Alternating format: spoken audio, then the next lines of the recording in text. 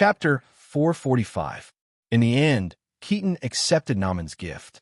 The chained demon commander, who was trying to evolve into a nefarious demon, kept all the fallen sorcerers in his execution chamber.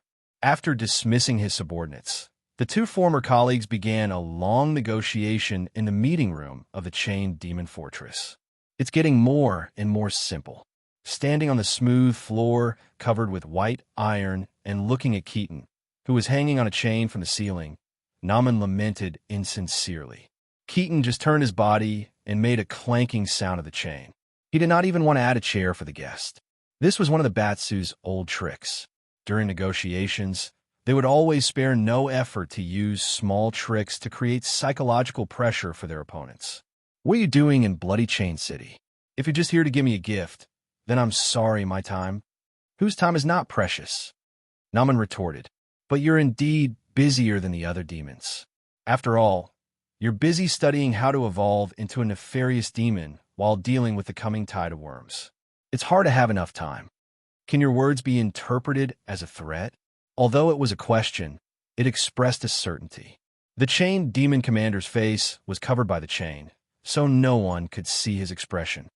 Guessing the motives of words is one of Batsu's instincts. Naman stretched out his index finger and shook it slightly. But students who can successfully graduate from the terrifying Nessus Academy have long abandoned this crude instinct. We have all received special training and are used to analyzing the motives behind motives. Seeing that Keaton was silent, Naman shrugged helplessly. Threats are mostly for profit. Please forgive me for being presumptuous, but what do you think I can squeeze out of you? Is it the execution chamber in Bloody Chain City or the treasure cave in Minoros? Wake up, tyrant, squad leader, pioneer knight, Uncle Bien. Everything you have is not worth mentioning to me. If I wanted to gain benefits by harming you, I could have written down your ambitions in a written report. Although there probably wouldn't be any substantial rewards, at least you would be honored with contributions. Many little drops make a mickle, and you might even have a chance to advance. Using his verbal skills, Naman ridiculed Keaton for a while before continuing. The reason why I'm here to look for you is simple in theory, but it's a little difficult in practice. I'm here to give you a suggestion. As he spoke, Naman raised his hand, and a faint fluorescent light leaped out from his fingertips, drawing a map in the air like a painting brush. Sin City, which had been devoured by Traction City, was remarked. Judging from a distance, it wasn't too far away from Bloody Chain City. Our territories are as close as lips and teeth. Namin gestured, and a few more demonic fortresses appeared on the fluorescent map, but they were all marked with crosses. These are the fortresses that were destroyed by the tide of worms. Take a closer look and link them together, and you'll see. Pausing, giving Keaton a moment to think, Namin continued to explain. Our fortresses are also within the range of the attack. But your Sin City is closer to those fortresses that were destroyed. So why don't you go back and organize a defense? Seizing the opportunity to gain the upper hand, the chained demon commander Keaton immediately retorted. The animated chains on his body shot out and connected the fortresses that were destroyed on the map, and then tied it dead not at the location of Namin's Sin City. The tide of worms is closer to you. Namin shrugged and said helplessly, in fact, my Sin City has been completely destroyed. It has been erased from the plane of Acid Fog Canyon. The meeting room was engraved with a magic circle to detect lies, but the chained demon commander did not receive any notification. Namin was not lying. He was only stating part of the truth. Sin City had been digested by the city intestine, and his general flag had been taken away by keys. Compared to the contract demon commander who was deemed dead by Stem, the tide of worms was indeed closer to Keaton. Damn it, you escaped. Wait, you want me to be your shield? Keaton immediately flew into a rage. You cunning contract demon, I'm going to kill you. This is my fortress. I advise you to think twice. Namin did not panic. First of all, I can escape the pursuit of the worm army. Do you think your fortress can kill me? Secondly, even if you kill me and take the general flag, the tide of worms' next target will be you. Whether I die or not, you will be attacked. But if I live, if I see that your Bloody Chain City cannot withstand the attack of the worm army. I will choose to escape again. Then the worm army will follow me, and your bloody chain city may be saved." Seeing Keaton slid down the chain to the ground, Min knew that his plan had worked. This is a lose-lose choice. Neither of us will gain anything from it. Of course, your loss will be greater than mine. As he spoke, Naman patted his loincloth, implying that he only had these things. A barefooted man was not afraid of a man with shoes. But Keaton would be damned if he believed him. "So you mean that I have other options, such as accepting your suggestion?" "That's right. If you don't try that suggestion, you'll definitely suffer a great loss. But if you try it, not only will it at least reduce your losses, but it might also help you survive the worm tide and even become the ultimate overlord." "What's the suggestion?" Min thought to himself. The fish has taken the bait. But his face remained calm. "Since you want to evolve into an evildoer, you must have some understanding of the ancient chained demons of Bader. But I don't know if you know the existence of chained demons that are more advanced than the evildoers. For example, Countess Finisher, Skin Seeker, Skull Accumulator, Pale Death. You are talking about the Lord of Noise, which is similar to the 9 great lords of Batsu, the highest level chain bearers." Perhaps it was because he was too excited, but when Keaton said those words, he actually sounded like an ordinary chained demon, making the sound of chains rubbing against each other. As an excellent cleric, I once studied in the library of the Academy in the deepest part of the 9 prisons of Bader for hundreds of years. It was an unforgettable experience. I know a way to let ordinary chained demons have a certain chance to evolve into the highest level Lord of Noise. And there is indeed a precedent for this method. The former Castellan of Sitar, the Duke of Chained Demons, Shrieking Sound, successfully evolved. But he eventually betrayed the 9 prisons and went to the Shadow Realm to hide until today. Chapter 446. With just a few words, Naaman had successfully captured Keaton's mind. Keaton even began to imagine his life after he evolved into the Lord of Noise. Whether it was the Batsu chained demons who had converted to demons, or the natives of Batsu who were exiled in the Shadow Realm, every chained demon hoped to have the opportunity to become the Lord of Noise. They would try their best to collect any information about the Lord of Noise. Keaton had also heard of the Screamer that Naaman mentioned. It was said that he was a duke under Maman, the lord of the 3rd level of Batsu, and the former administrator and dictator of the chained city, Hit. It was a rather magnificent city. Countless chains pierced through the plains between the 3rd and 2nd level of Batsu, hanging the city above the bottomless Blackwater Swamp. Many Batsu chain demons were born there and had lived there for a long time, including the chain demon commander Keaton. In the eyes of all Batsu, the Screamer was a demon with a great future because he was indeed trusted by Maman. However, no one knew when this chained demon had appeared in the eyes of the citizens of Hit. The chained demons had many speculations about this. The Screamer successfully evolved into the Lord of Noise and broke away from the inherent promotion sequence of the Batsu. Naaman explained a fact that only existed in the pile of old books to Keaton in a tone that did not contain any tone. He was punished by Maman and was greeted by the assassins every day. In the end, he had to escape to the Shadow Realm to survive. Don't drop the book bag. I know you have a Ph.D. in the Covenant of Magic, but this is not the key, Keaton stammered as if he was deliberately trying to find the right words. However, it was just as Naaman had expected. You want to ask about the way to become the Lord of Noise, right? There's no need to beat around the bush. I came to Bloody Chain City to let you accept a suggestion, and the content of this suggestion is to quickly implement the promotion of the Lord of Noise. The Screamer's method is very simple. When he ruled Hit, every year, a group of loyal chain demons would be promoted. These chain demons would go directly to his palace to serve him, but in the end, they never left the palace. The chain demon duke used his own chain to connect the chains of all the chain demon servants. Through this method, the shrieking sound quickly assimilated the attendants into one. As the number of chain demons increased, his strength also increased. When Naaman was talking about this, the audience room lit up with 4 or 5 colors of light. At the same time, there were many more obscure magic fluctuations. Its function was not only to prevent prying, but also to verify the authenticity of words. Keaton knew that these spells could not be hidden from the contract demon, but this knowledge was so important that he had already used all kinds of methods to extract information. Even if he might have a falling out with the contract demon, the chain demon commander would not hesitate. Moreover, this was his fortress, so he naturally had nothing to fear. "How did you know about this? And why did you reveal this method to me?" Keaton asked, staring into Narman's eyes. Through the spell detection, just now, the chain demon commander was surprised to find that the contract demon really wasn't lying, which made him even more suspicious. He could not wait to practice this method, so he immediately chose to go straight to the point and force Narman to reveal his motive. "I'm sorry, even if you lack wisdom like the Scythes, I have to repeatedly explain the most basic principles to you." The belittling did not make Keaton angry, and because of this unique demon habit of speaking, he was even more convinced that the contract demon was telling the truth. But he still pretended to be angry, making himself look a little aggressive.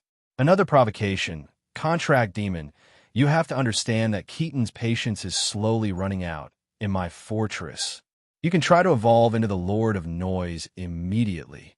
Narman choked. "As I said at the beginning, if you didn't gouge out your already smooth brain for the sake of evolving into a nefarious demon, it would be more in my interest to solve the crisis brought by the tide of worms as soon as possible." He continued to add, "Although you are not worthy of such an expensive secret, this is the abyss. I don't want to fall here, so I made an investment that is destined to lose money. Of course, losing money is 100 times better than losing everything."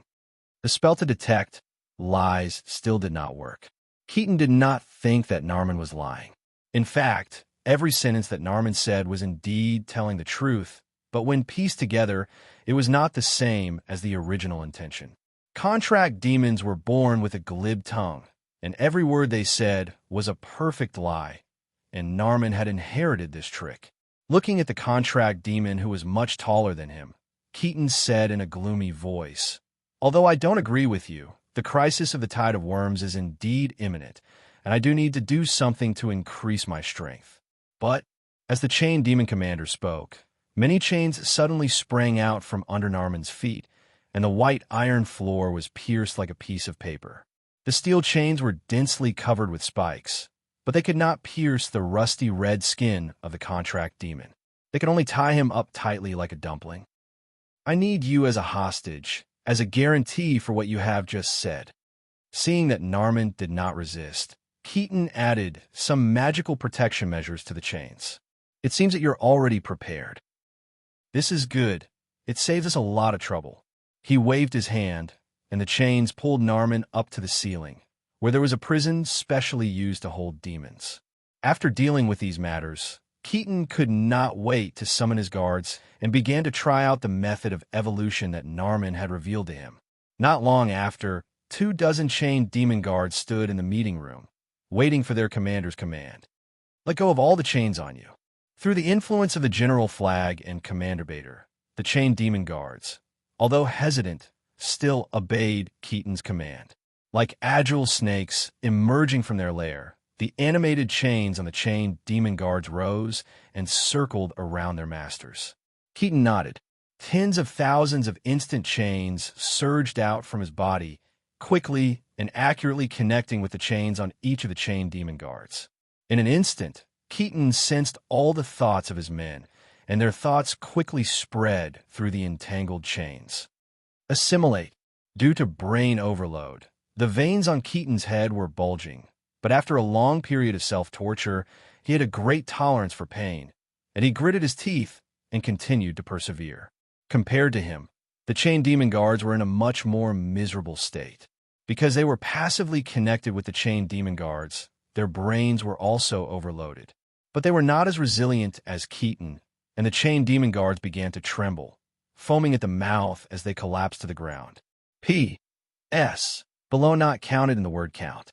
Thanks to Shoutang 246, Red Shroud, Sino Warrior, Ink Journey, Stargazing 1996, Super Fire Breathing Dragon, The Most Supreme God 1, or division radiation, and book friend 20190529171226230 for the tips. Your support is the motivation for a new author. Chapter 447.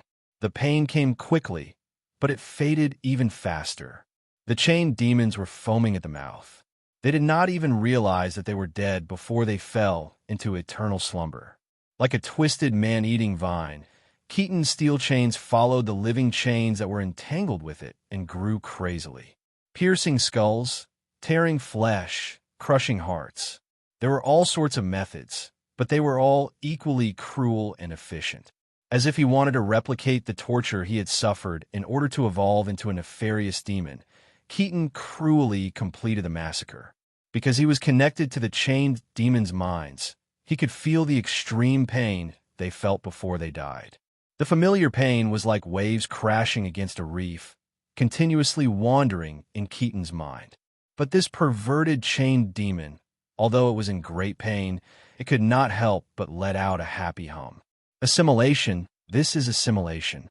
Every chained demon will become my power. This is the direction of the Lord's evolution. Originally, if a chained demon died, the chains on its body would quickly rust away, revealing the pale body inside. And without protection, the pale body would quickly melt away, turning into smelly bubbles or dust. However, the corpses of the infernal guards who had been fatally linked did not change at all. They were still in the same posture as they were when they were alive, standing motionless. The living chains on their bodies did not rust, but were completely connected to the steel chains on Keaton's body. The dead knots on the chains gradually disappeared. The pain completely dissipated, and Keaton could finally open his eyes. There was a sour smell in the air. The smooth, white iron floor had been corroded by the demon's acidic body fluid, becoming bumpy. But for Keaton, who felt that he had found the path of the Lord's evolution, this was actually nothing. That contract demon might have been telling the truth. Just by connecting two chained demons, my strength has increased a lot. Keaton clenched his fists. His modified waist, connected only by a single vertebra, creaked and groaned. The chains that were originally tightly wrapped around the demonic chain guard had now extended to the demonic chain guard's body, thus revealing his true form. To be honest, he did not resemble the Batsu's chained demon at all. Because he wanted to evolve into a nefarious demon, Keaton had repeatedly tortured his body and made drastic changes to it. Right now, he was like a humanoid creature with crimson skin that was wrapped in a layer of metal fragments that were as sharp as blades. A pair of bare-bone wings broke free from the bloody and filthy muscles on his shoulders and extended out of the gaps stubbornly. According to his previous plan, he had to find a suitable, perfect organ and destroy himself tens of thousands of times before he could successfully evolve. But at this moment, he no longer had his previous obsession. Which chained demon would want to become an evil lurker when they had the chance to become the Lord of Noise? Reaching out his slender but powerful arms, Keaton clenched his fists and felt them. He was very satisfied with the increase in strength brought by this assimilation. Following his will, the assimilated chains pulled the corpses of the demon chain guards into Keaton's body. What was surprising was that even after stuffing in so many extra things, Keaton didn't look much different from before. With another thought, the chains on Keaton's body popped out and covered the entire floor of the audience room in an instant. The demonic chain guards that had been absorbed returned to their original positions. Their expressions were the same as when they were alive, and they were as lifelike as ever. With the chains connected, Keaton could easily control the dead Lotus Root guards. He was as skilled as a puppet master. The inexplicably excited commander immediately issued a new order to gather the other chained demon soldiers. But he didn't know that while he was excitedly assimilating his chained demon subordinates again and again, a music box with 8 sharp legs was hovering in the dark corner of the dome like a giant spider on the ceiling of the fortress, watching all of his actions. Words speak louder than swords. Sitting on the flight deck of the Ghostface fish, Keyes couldn't help but sigh as he looked at the letter written on the papyrus in his hand. The clockwork Megalosaurus, who was in the state of mechanical fusion, became the best spy. It sent back detailed information about the enemy's lair. Although it wasn't convenient for him to contact Numan, Keyes had a general idea of his intentions. The commander of the chain demons in Bloody Chain City was deceived by Naaman's flowery words and slaughtered all the chain demons.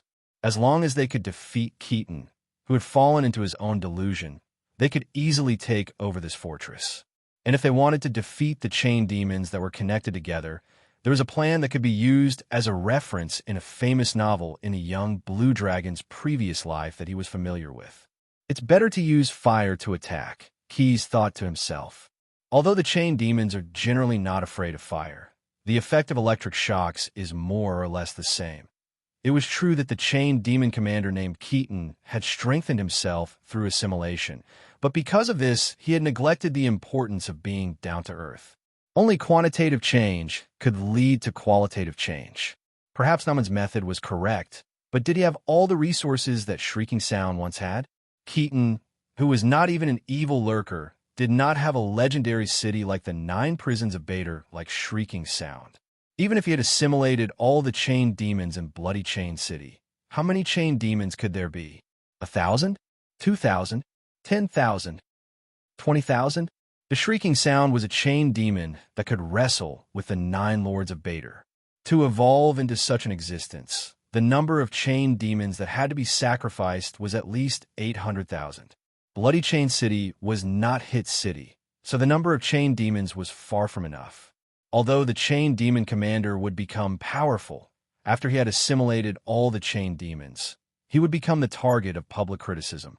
With the advantage of information, Keyes could naturally prepare the corresponding countermeasures. Besides, Quest possessed the bloodline of the Blue Dragon, so it was effortless for him to spit out lightning.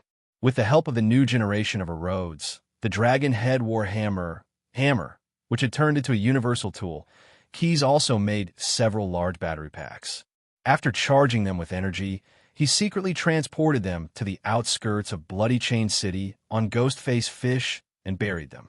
And because the chained demon sentinels had been slaughtered and assimilated by the greedy commander, Keyes did not encounter any obstacles in setting up the trap. Chapter 448. Ding, ding, dang, dang. Clang, clang, clang, clang. Hammer was hard-working and efficient. It grew 8 claws and ran freely on the ground of the acid fog canyon like a spider. The hammerhead changed its shape from time to time. Vice's hydraulic scissors, impact drills, pickaxes, forging hammers. Hammer had a long pair of twisted wires and turned into an engineering team. It dragged the wires and connected them to the various battery packs. This was originally Keyes' job, but took the initiative to do all the work, as if to show its master that it was capable. There was no need for extra rewards or overtime pay. While Keyes was using magic to communicate, Hammer sneaked off the Ghostface Fish like a conch girl. When a young blue dragon walked down from the airship and saw the work that was almost completed, his eyes lit up. Naturally, he was not stingy with his praise. "You are indeed a capable hammerhead. Next time, if I find any good materials, I will use them to nourish your body." Hammer, who had not seen much of the world, was excited just by using a blank check. It was full of energy and completed the work at hand faster and better. At the same time, the chain demon commander in Bloody Chain City was also working overtime.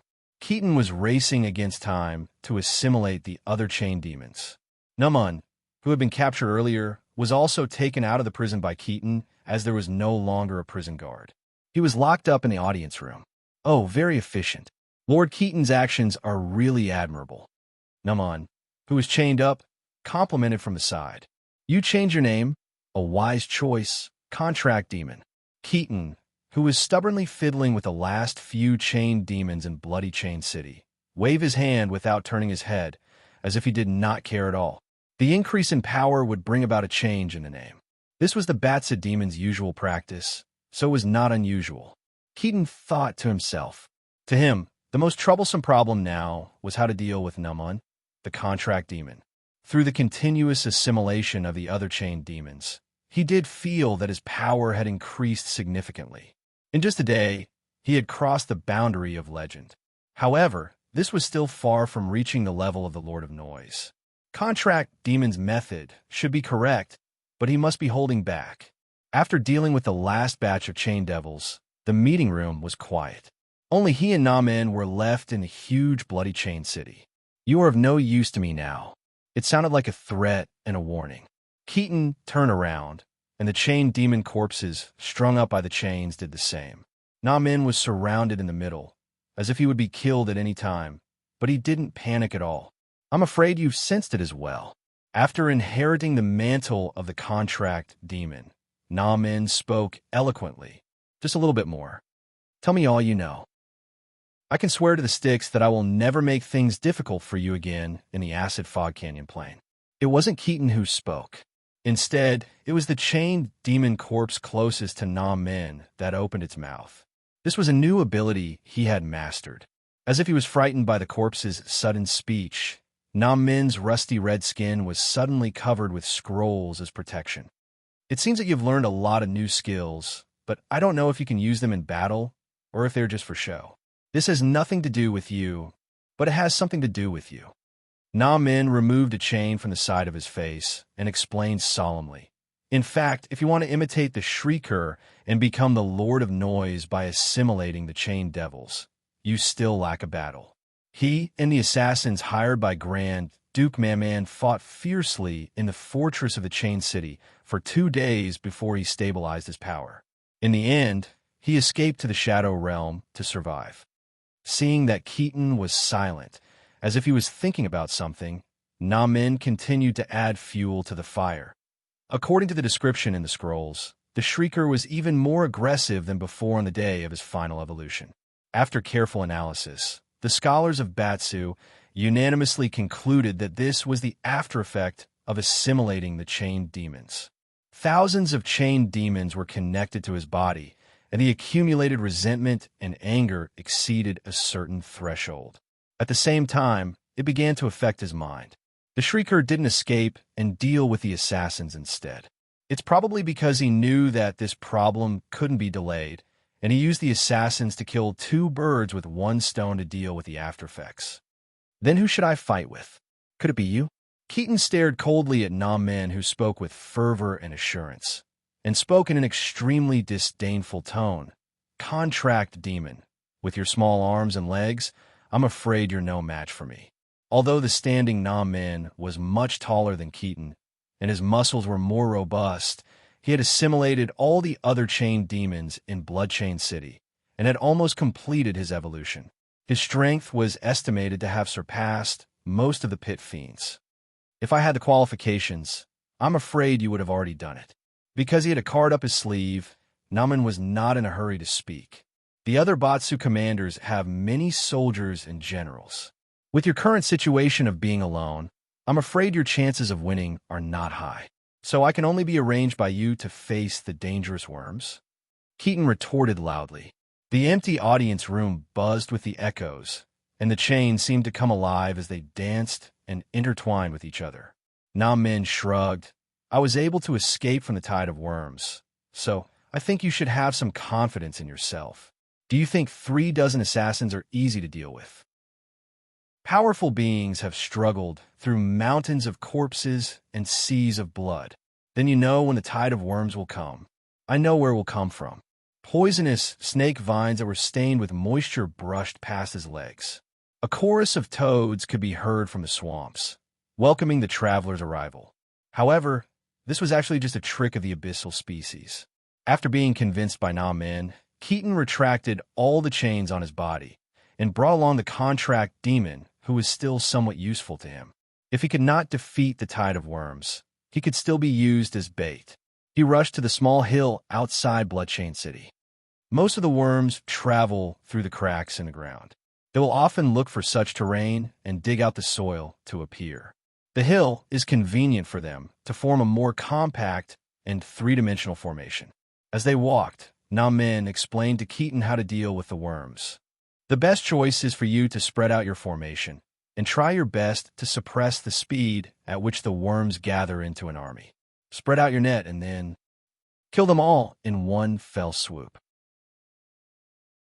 Chapter 449. Keaton stood where he was, and the chains on his body came out in full force. The dense chain demon puppets covered the entire hillside. "You better stay within my sight." He turned his head and looked at Numan, who was standing behind him with his arms crossed. He seemed to be reminding and warning him at the same time. Numan, who was about to say something, suddenly heard the rustling sound of the soil under his feet loosening. A smile appeared on his face. Keaton, who also noticed the abnormality, immediately controlled many chains to drill into the ground.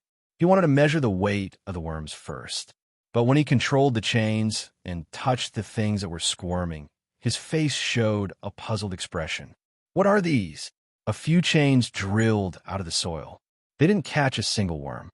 Instead, they were entangled by some twisted metal wires. The twisted pair of wires that had been activated by the spell were like iron nematodes, twisting and entangling with more chains to form a bond. Before Numan could answer, Keaton immediately sensed that the situation was not normal. He decisively made a move to gain the initiative. Anti-metal force field.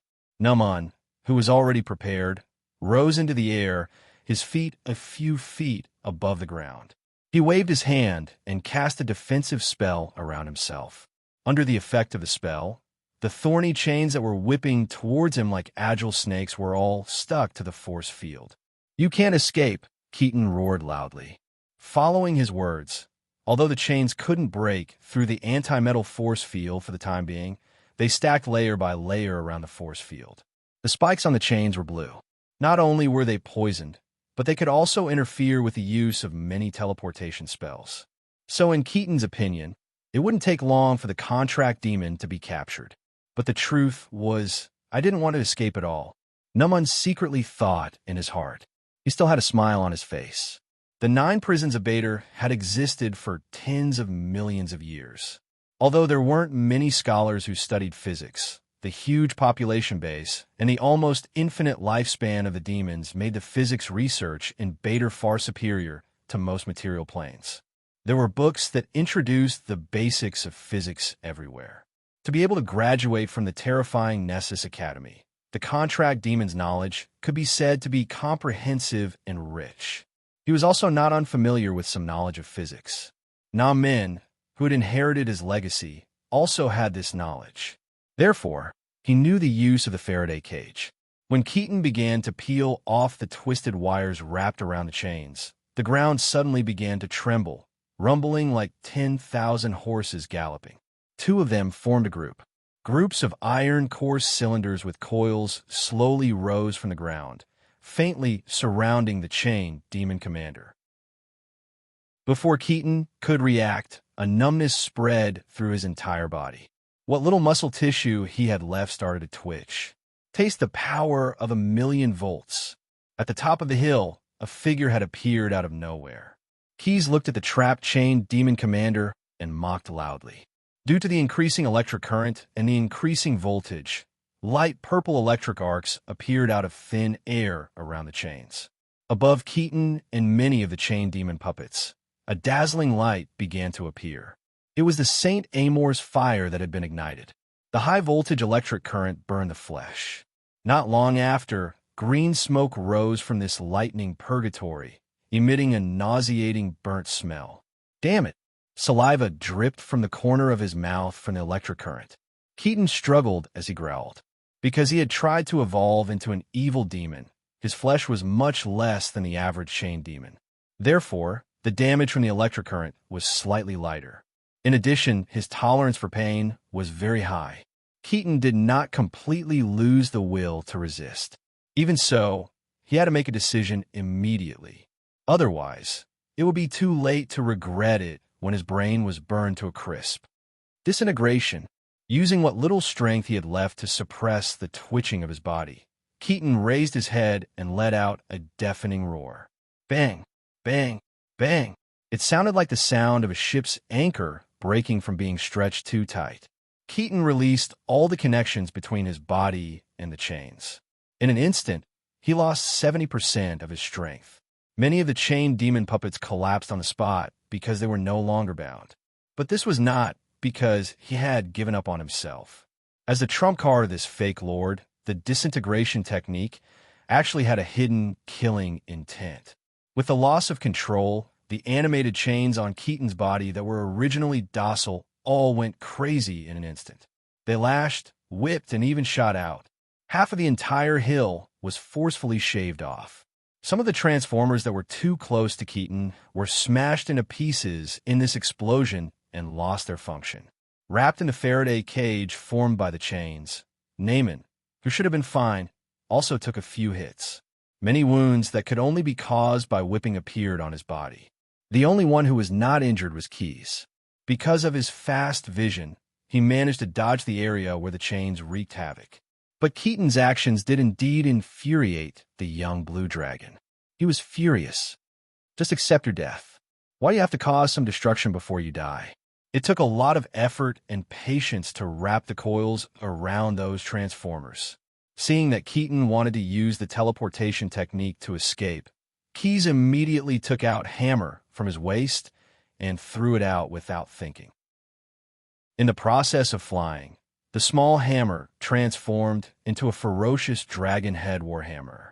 It opened its mouth and viciously pounced on Keaton. Not only that, but a bunch of tough animated silver threads also ejected from the handle of the hammer. They shot to the ground and connected with the wires. Bang! Hammer viciously smashed into Keaton's head. The dragon head's teeth were embedded in his skull. Although the transformers on the hill were destroyed, the battery that provided the power was spared because it was buried deep underground. Hammer used the refined silver wire to draw out all the remaining energy from the battery pack through the wires and then spat it out. Blazing electric arcs flowed along the skull that was smashed by the dragon head warhammer and flowed down to Keaton's broken body. After the discharge ended, Keyes walked over. After confirming that the target was dead, he collected the general flag that belonged to Keaton. He picked up the dragon head warhammer and stroked the silver threads that were retracting from the handle. He could not help but sigh in amazement. Looks like calling you Mjolnir is more appropriate than Hammer. But to become Maul, I still need to install a power bank. Chapter 450. Jensen followed Brock into a long room with low-hanging rafters. On one side of the room, a stone fireplace was burning, and the flames reflected on the oak floor. On the other side, a conspicuous window let in the heavy, smoke-filled skylight into the room. Sir Keyes, the paladin, and the desert elf greeted in unison, and the young blue dragon responded with the same courtesy. After taking care of the chain demon commander, who was arrogant but had a fragile life, the New Boom town had successfully incorporated Bloody Chain City into the city intestine. They had obtained a lot of steel chains, most of which had been melted down to be reforged. The munitions factory now had enough raw materials for steel ingots. The hunting trip did not stop. The city had successively swallowed a few more Batsu fortresses and gathered a large number of Batsu troops. Due to their nature of order, the demons were relatively easy to manage, but the mortals from the other plane seemed to have some problems. Therefore, Keyes summoned Jensen and Brock to ask them what the problem was. They were in charge of the medical camp and the security of New Boom Town, and had the closest contact with the mortals. After listening to the young blue dragon's doubts, his two companions did not immediately answer, but seriously thought about their recent experience. They did find some abnormalities in the past few days, but it did not seem to be a crisis behind it, as Keyes said. I'm not sure if this phenomenon is good or bad. The paladin thought for a while and felt that thinking was not his strong suit, so he decided to let Keyes judge for himself. The medical camp, which is now the Knights of Holy Recovery, has seen a sharp decline in the number of patients treated recently, but many people have come forward on their own, wanting to convert to the creed of kindness and try to join the Knights of Holy Recovery. Trying? Keyes was very sensitive to a certain word, and he asked, "You mean they did not join in the end?" The paladin Jensen nodded, and his hand shone with a soft light as if a light bulb was installed. Keyes and Brock, who were soaked in the light, reflected light red spots on their bodies, while Jensen's body was rippling with a green glow. Good and evil detection. It's a new ability that you'll automatically grasp after converting to the virtuous creed. Looking at the faint red light spots on his two companions, Jensen was relieved. Unless they are completely kind, most people will have a faint red light. Pure villains and scumbags will have a strong red light. He continued to explain. For the former, the Chongshan Creed will accept and understand. For the latter, it will support the punishment. Then, Jason revealed a suspicious look. But those who came to convert, although the results reflected by good and evil detection were acceptable, my instincts made me feel a deep sense of disgust toward them. Out of caution, I only gave them a few words of encouragement and gave them a volume with the creed of virtue printed on it. Then, I rejected their application to join the Knights of Sanctification. Well done. There's no harm in being careful. Keys nodded. The so-called good and evil detection could not only be used by Saint Samurai, but also by some priests and mages who could use divine spells or spells with similar effects. Not only did the result have certain limitations, but it could also be interfered with or misjudged. And Jensen, who was favored by the power of virtue, had a more accurate intuition than this method. Brock, who was standing next to him, seemed to have thought of something because of Jensen's speech. He said without hesitation, "In that case, there does seem to be something wrong. According to Mr. Jensen, the Knights of Sanctification that he is in charge of have not received many patients in recent days. However, according to the report from the City Security Office, there have been many small-scale fights in New Boomtown in recent days, and the results were much more tragic than usual. Every time the security office arrived at the scene, they found no survivors. In an underworld fortress like New Boomtown, it was not unusual for a fight to break out. However, excluding the naturally cruel abominations of Batsu, those who participated in the fight actually wanted to slaughter the other party. This was not in line with the interests of those fellows. It should be noted that New Boomtown already had sufficient supplies. Although it was still distributed according to wartime standards, at least it was not like when they served the Megalosaurus Legion, where they had to worry about starving to death every day. The reason why they had conflicts and resorted to violence was mostly because they wanted to expand their manpower. In New Boomtown, territory did not mean much. Every inch of this mobile city belonged to Keys, who was the mayor, and no one dared to cause trouble. Only by having more manpower could they get more supplies. So even if they had a fight, they were not willing to kill too much. Moreover, although there were some good ones among the villains who came from the material plane, they were all closely monitored by Kitha's people. Their every move could not be hidden from the young blue dragon's eyes and ears. Without the participation of these people, most of the underground forces in New Boomtown were evenly matched, and it was hard to say who would win and who would lose. But according to Brock's report, some radical gangs had appeared in New Boomtown recently, and they were deliberately massacring other forces. Keys would not believe that there was no hidden agenda behind it. Plus, Jensen's experience. Someone wanted to sneak into the Knights of Sanctification, which was the former medical camp, and this incident was so similar to the time when the hidden gang appeared. Keys would not think that it was just a coincidence. After listening to each other's information, Brock and Jensen had the same opinion as the young blue dragon, and they both had a hunch that something would happen in New Boomtown. As the city swallowed more and more fortresses, Keys and his companions were all busy. Snade the Half-Lich had to take care of part of the machinery of Traction City, and was busy inspecting the harvest of the city intestine. The three Ogre brothers had been busy integrating the newly recruited Batsu into an army. The young blue dragon himself had to pilot the ghost-faced fish, carrying Numun, who had the ability to contract magic, around to find the next target for Traction City to devour. Only Jensen, the paladin, and Brock the desert elf were left in New Boomtown. Due to the former's camp and ideology, he sometimes seemed naive. Although the latter had some experience, the experience he had learned in the Desert Elf tribe was still not enough to deal with those villains from all corners of the universe. Chapter 451. Keys would never choose to avoid a hidden danger. Any delay or luck would eventually make the problem unmanageable. That was why he secretly rushed back to New Boomtown to solve the problem in person. At the same time, he also prepared for the worst. At most, I'll just rebuild it, Keys thought as he patted the hammer on his waist. Even if I have to demolish this fortress, I can't leave behind any hidden dangers. After making up his mind, he began his plan. The mechanical clock on the wall of the Iron Nose Tavern was late as usual. The customers waiting for their drinks were full of resentment. However, when the boss staggered out with an oak barrel that was even taller than him, they still greeted him with cheers and greetings. At the same time, they smashed the tin cups in their hands on the rosewood bar counter, making loud, clanking noises. Good wine on sale.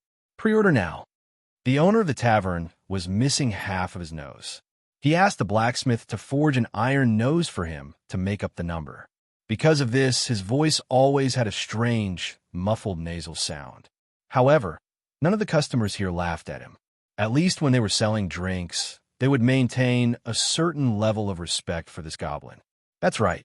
Iron Nose Aranok was not only a goblin, but also a crisscross scar armor on his body. When he was in the material plane, Aranok once served a goblin warlord. He used flames and blades to leave scars on his body and hid his skin under these horny scars. Due to the devil's contract, this elite warrior was forced to come to the front line of the bloody war and was naturally assigned to the servant army. With Aranok's not outstanding strength, he did not have a good life. Fortunately, he had a unique skill. When some gray dwarves who also wanted to open a tavern were at a loss due to the lack of materials, Aranok used the unique technology of the goblins of the earth to brew the goblin pre-war drink with the help of alcohol, food mud, and medicinal mushrooms. Although the smell of this alcoholic drink was a little bad, it could keep the drinker excited for 2 to 3 hour glasses. Moreover, the taste was indeed like strong liquor.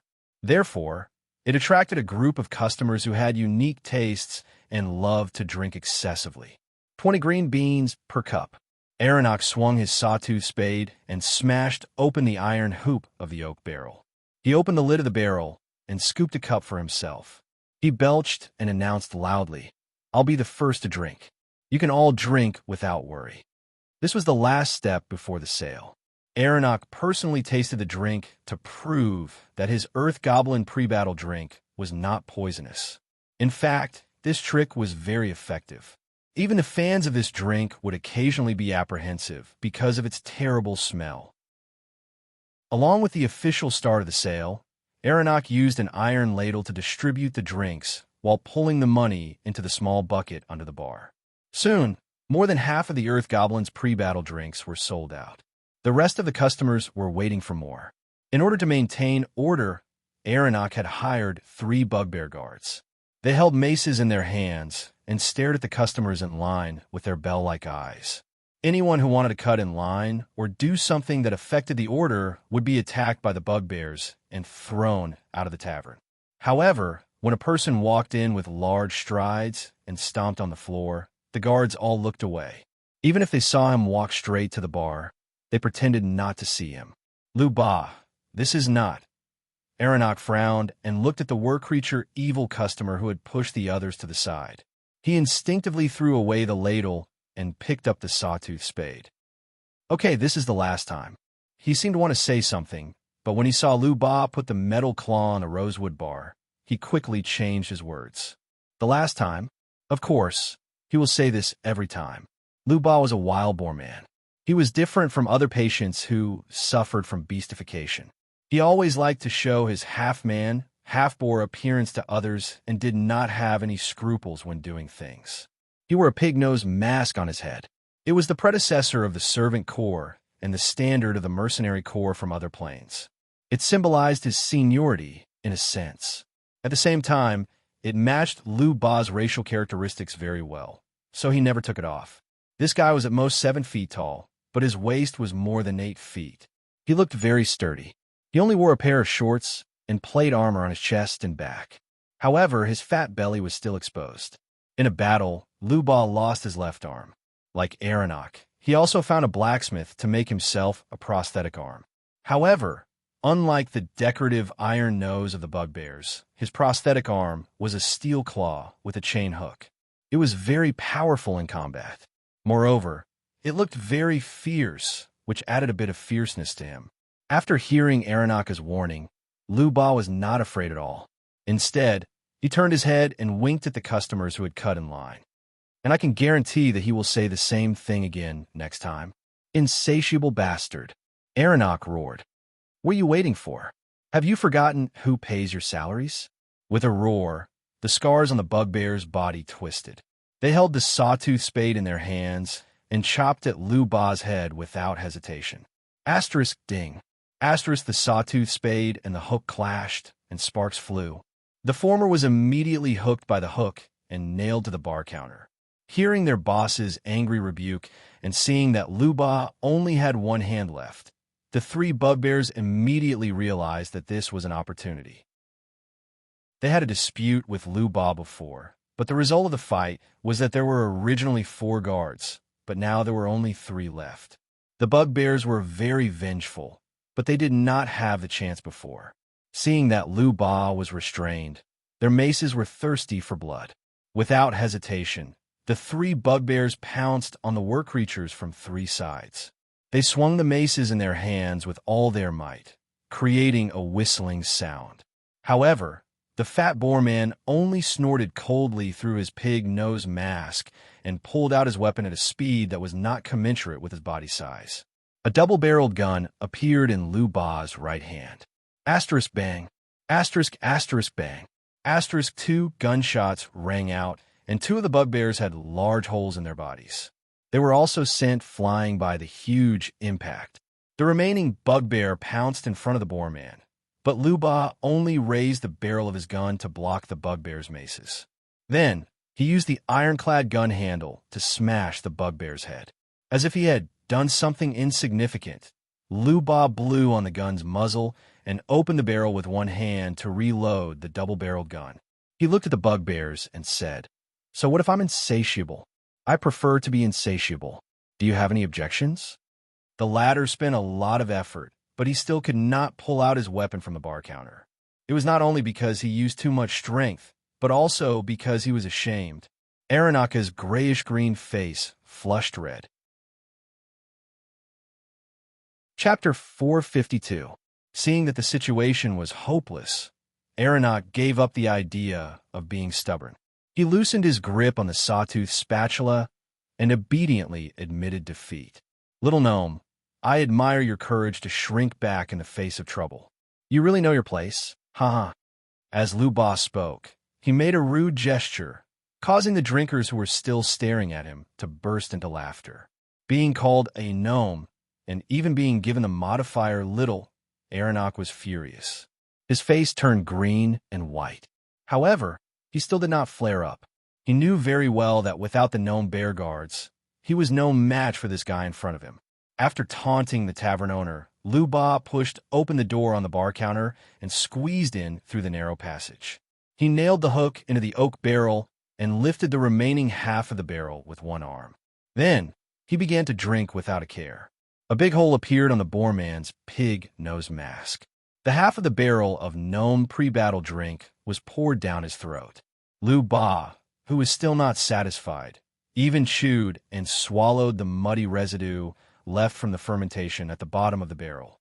The customers who did not get to buy the wine were angry, but in view of Lu Ba's skills, no one dared to provoke him now.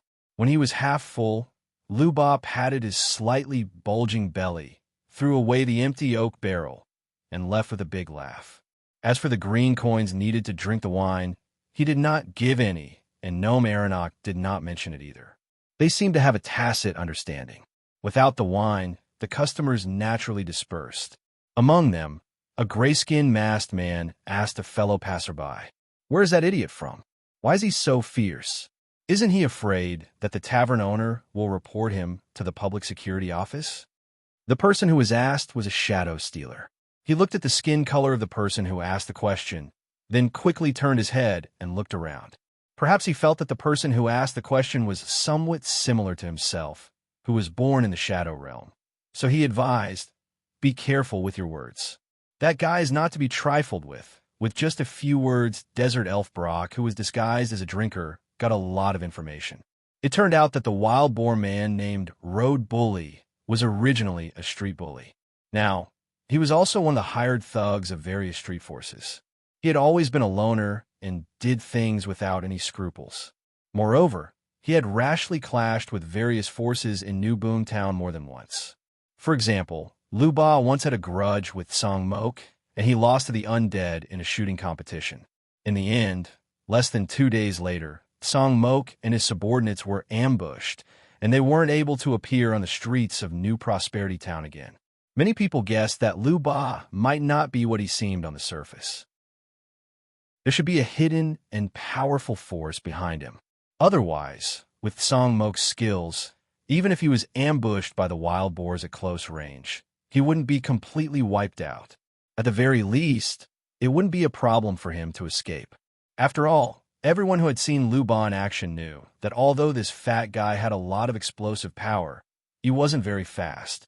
Don't make trouble for yourself. Glancing at Brock, the Shadow Razor reminded him to take care of himself before quickly leaving.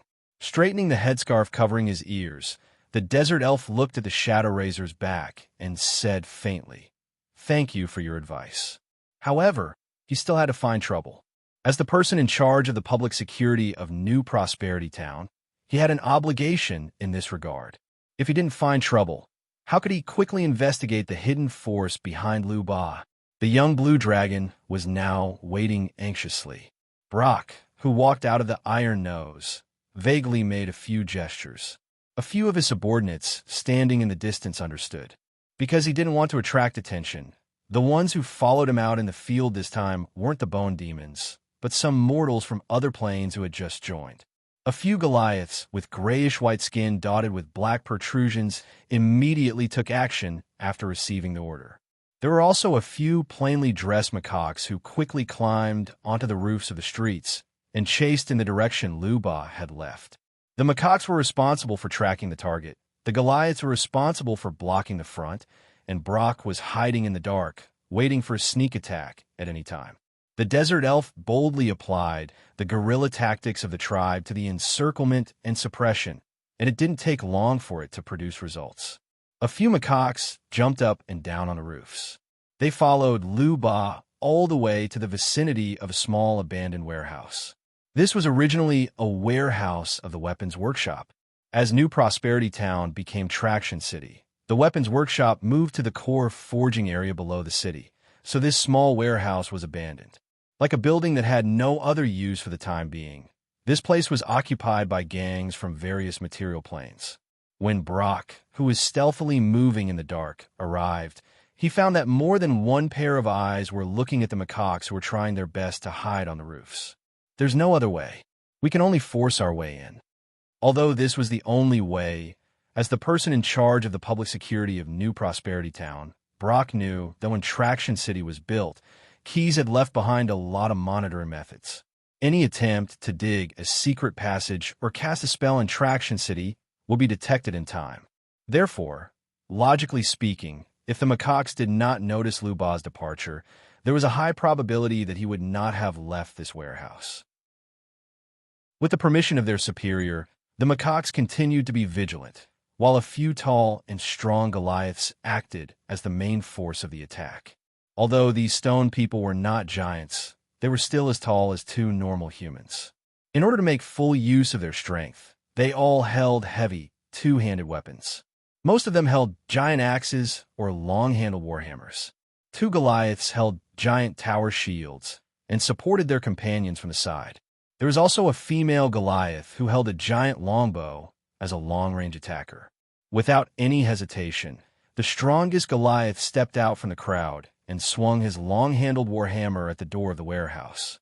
As he was very confident in his strength, he did not attack the door lock.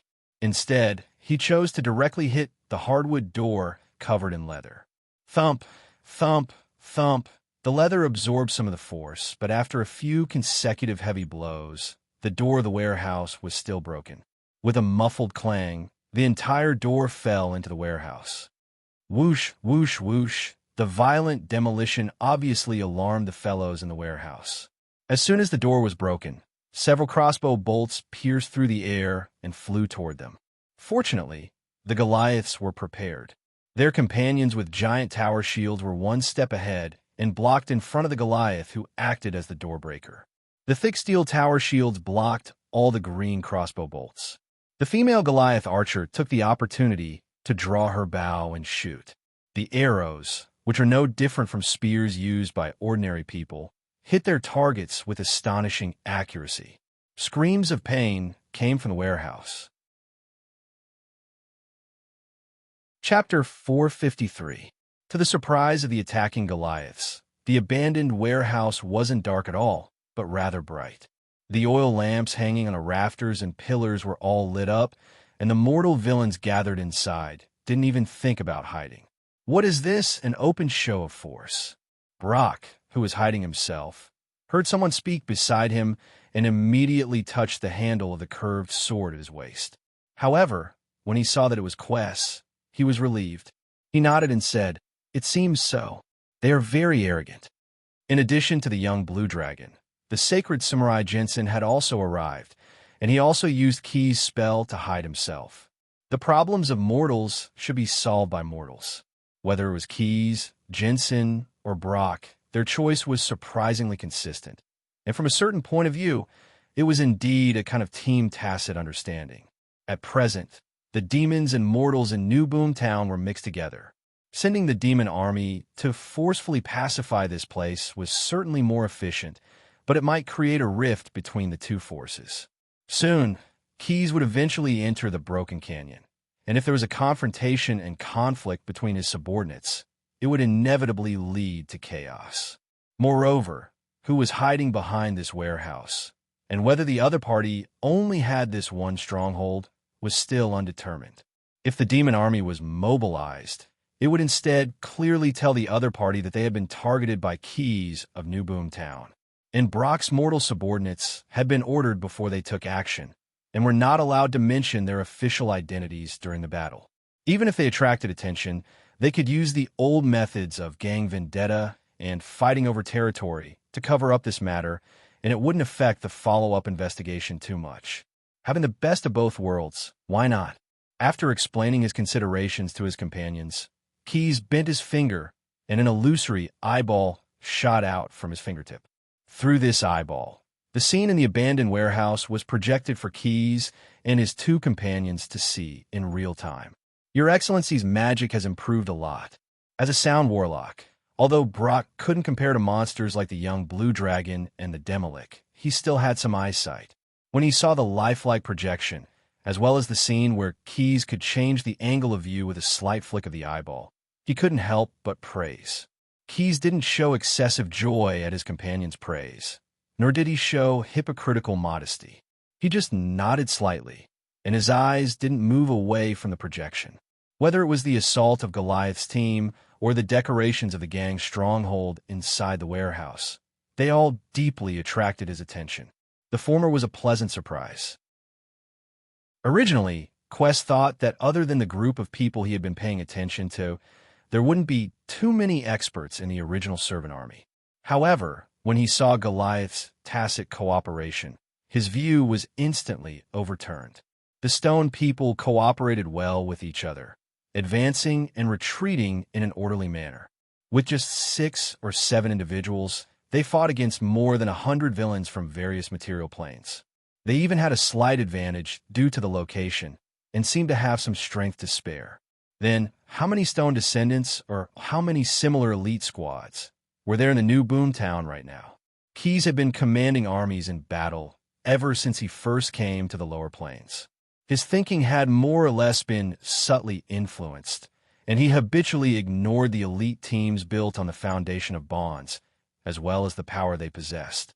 However, in the multiverse, large-scale battles between armies were far less frequent than the battles between such adventurer teams. The reason these adventurer teams couldn't stand out among the former servant legions wasn't because they lacked strength or experience, but mainly because they were too few in number, which made them unable to contend against large-scale gangs. If they were given a chance, such as in a dense environment like the warehouse where the enemy's advantage in numbers couldn't be fully utilized, these elite adventurer teams might not be weaker than those gangs that seemed to have many people but were actually loosely organized. I don't know the true face of Mount Lushan, but I'm fated to be in this mountain. He seemed to have understood something, starting with the 3 ogre brothers, and finally creating the special Leviathan derivative, Wasn't he also slowly expanding the number of people in his small team? However, because his companions were now in charge and had become management, Keyes gradually neglected his initial idea when he first formed the team for the convenience of gang fights. Fortunately, after seeing the outstanding performance of Goliath's team, he finally realized his blind spot due to inertia.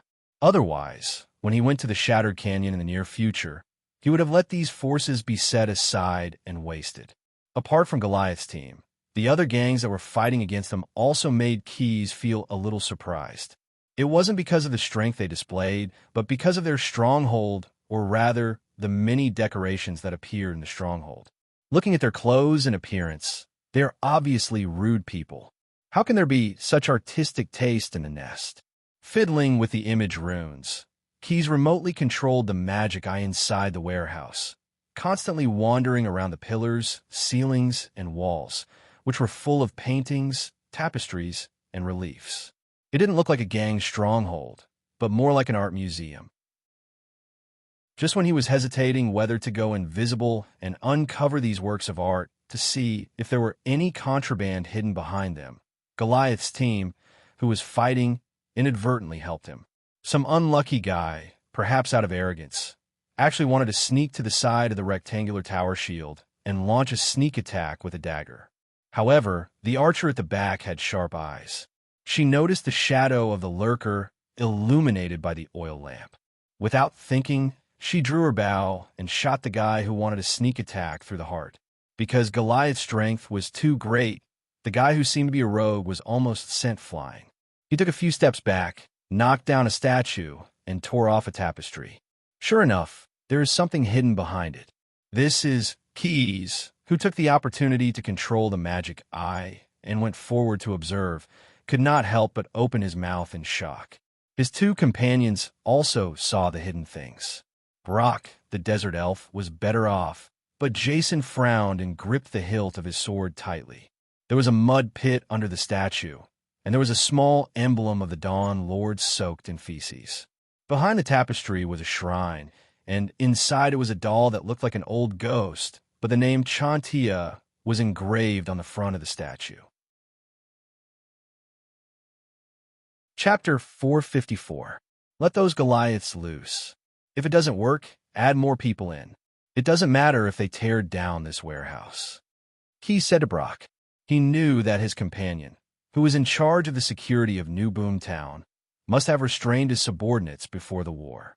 However, when he saw the desecrated emblem and altar, he suddenly realized that he might be entangled by a troublesome force. God or not? Keyes pondered. It was difficult to confirm his guess with just two desecrated items. After receiving the order, the desert elf sheriff nodded, picked up an enchanted whistle hanging on his chest, and blew it hard. To ordinary people, the whistle's sound was almost inaudible because it had been enchanted with a sound spell. But for some specific creatures, such as the bat people on duty in the security office, the sound was deafening. Two short and one long. After identifying the content of the whistle, the bat person relayed the message through an internal line, second and third team. Gather, not long after, two teams that were as elite as Goliath's adventure team quickly gathered outside the warehouse. Among them, there was a team of gray dwarves driving the Qualishu device, and a team of big orcs riding on wolves. These guys looked fierce and did not look like they were to be trifled with. Most of the villains in the nearby streets were frightened by them. However, it was convenient for Brock. After the small group of onlookers slipped away, he could finally appear in person to give orders. Boss, please give your orders. The leader of the orc team was a wolf rider. Judging from his broad body and the tattoo on his chest, he was most likely a war maniac. Seeing the desert elf appear, the orc immediately jumped down from his wolf and greeted first. The Fezzik family awaits your orders. It turned out that the members of the orc team were all blood relatives. These creatures with chaotic natures could only be united by blood ties. The Qualishu device that looked like a big lobster opened its hatch with a bang, and 7 or 8 gray dwarves hurriedly ran out. Just now, the lever of the hatch suddenly broke, and they worked together to open the hatch, but the orcs were one step ahead. Commander, The armor of the Qualishu device is thick enough. Kazmuk is willing to rush to the front line and take charge of the battle. Brock nodded. The warehouse is the target. Goliath is one of us. As for the other gang members, leave none alive. Concise and comprehensive. Even the orcs could understand, not to mention that the mission content was exactly what these violent people wanted. Fezzik's face showed a ferocious smile, while Kazmuk stroked the pickaxe with a sinister hook. However, you must remember that this operation must be disguised as a gang conflict. Blatch reminded them one last time. I understand, Commander. Don't worry. This time, it was the leader of the Grey Dwarves who took the lead. He even glanced proudly at Fazak, who was showing off his fangs. Fazak had no choice but to swallow his anger as the desert elves were present. He quickly added, Fazak always listens to orders. There was a slight noise. Brock used a sound spell to send a reminder to Goliath inside the warehouse. Then he waved his hand, indicating the two captains in front of him to immediately start moving. Don't waste time. End this quickly. Goliath's team had already occupied the area near the warehouse's door. They were fighting with the gang members while advancing inside. Although the Grey Dwarves and Orcs were not the kind of creatures that value their allies, they actually did not care if they accidentally hurt their allies. But because of the presence of the Desert Elves, they still had to be careful, so they had to find another route of attack. Qualishu device attack, Kazmuk announced loudly, and the other Grey Dwarves hurriedly ran into the Steel Lobster's cockpit, not even having time to close the hatch. The built-in fuel machine started, and the Steel Lobster's two large pincers began to spin rapidly, and the Qualishu device rushed out. The hatch that was not closed rubbed against the ground, and sparks flew along the way. The powerful force and the drill broke through the warehouse's walls. The Qualishu device only slowly came to a stop after breaking 2 or 3 pillars, and because some parts of the transmission device were broken. Holding shields and short swords in their hands, the Grey Dwarves formed a dense tortoiseshell formation and rushed out of the hatch. The Orcs, on the other hand, used a wild battle method that was completely different from the Grey Dwarves and Goliath's team. They rode their wolves and jumped into the warehouse through the big hole that the Grey Dwarves had broken through. Then they attacked everywhere, each fighting for themselves. If ordinary people did this, they might have been swarmed by the gang members, torn from their mounts, and chopped into minced meat. But these few orcs of the Fezzik family were all war maniacs with superb martial arts, and were extremely experienced in fighting. They seemed to be charging and killing randomly, but they were never too far away from each other. Once someone was surrounded, there would be reinforcements immediately. In addition, the wolves under them had undergone strict training. Not only did they know when to advance and retreat, but they would also bite the enemy when they least expected it. So as soon as the orc team appeared, at least 1/3 of the gang members were quickly defeated, and the pressure on the other two teams was greatly reduced. Attack. This is a competition, and the laurels will always fall into the hands of the Goliaths. The Goliaths, who were passionate about sports, were obviously excited by the two new teams that had just joined. They desperately wanted to prove themselves. And the Grey Dwarf Kazmuk, who wanted to gain the favor of the new Boomtown's higher-ups so that he could climb to a higher position, naturally did not want to be left behind. He loudly scolded his companions. You bunch of dregs, why are you like soft-footed shrimps in the mud? You should be beaten like this. As he spoke, he used his small shield to knock away the enemy's short sword. At the same time, he jumped up and used his steel-clamped miner's hat to break the enemy's chin. What are you waiting for? Hurry up and do it. Kazmuk was angry as he swung the pickaxe in his hand and smashed the enemy's head, completely knocking him over. Looking at the chaotic battle, Lu Ba, who was staying at the innermost part of the warehouse, changed his usual arrogance and showed some suspicion. Damn it, where did these guys come from? Using his limited memory, Lu Ba tried to think for a long time, but still couldn't figure out how he had provoked these enemies. Still, he was confident in himself. Besides, these orcs in the warehouse weren't his subordinates, so he wouldn't feel bad even if they all died. I don't know where those tiefling bastards went. It'll probably take me quite a bit of effort to deal with this problem by myself. Although Lu Ba was furious, he still decided to join the battle when he saw that his gang members were about to be defeated. Chapter 455. This is a good place, but unfortunately, I have to kill a few people, Lu Ba roared. Come daddy. Along with his neurotic words, the prosthetic arm on his left hand made a bang sound, and the steel claw shot out. Like an agile snake, the sharp edges of its claws flashed with light. It successfully grabbed its target from a strange angle. Damn it! A wolf rider from the Fezzik family yelled in shock. He didn't expect his claws to bounce back from the ground. Fortunately, he reacted quickly. At the last moment, he adjusted the wolf rider's footsteps and let his mount take the hit for him. Fezzik jumped off the back of the mount wolf. Because he was in such a hurry, the shark tooth knife in his hand fell to the ground.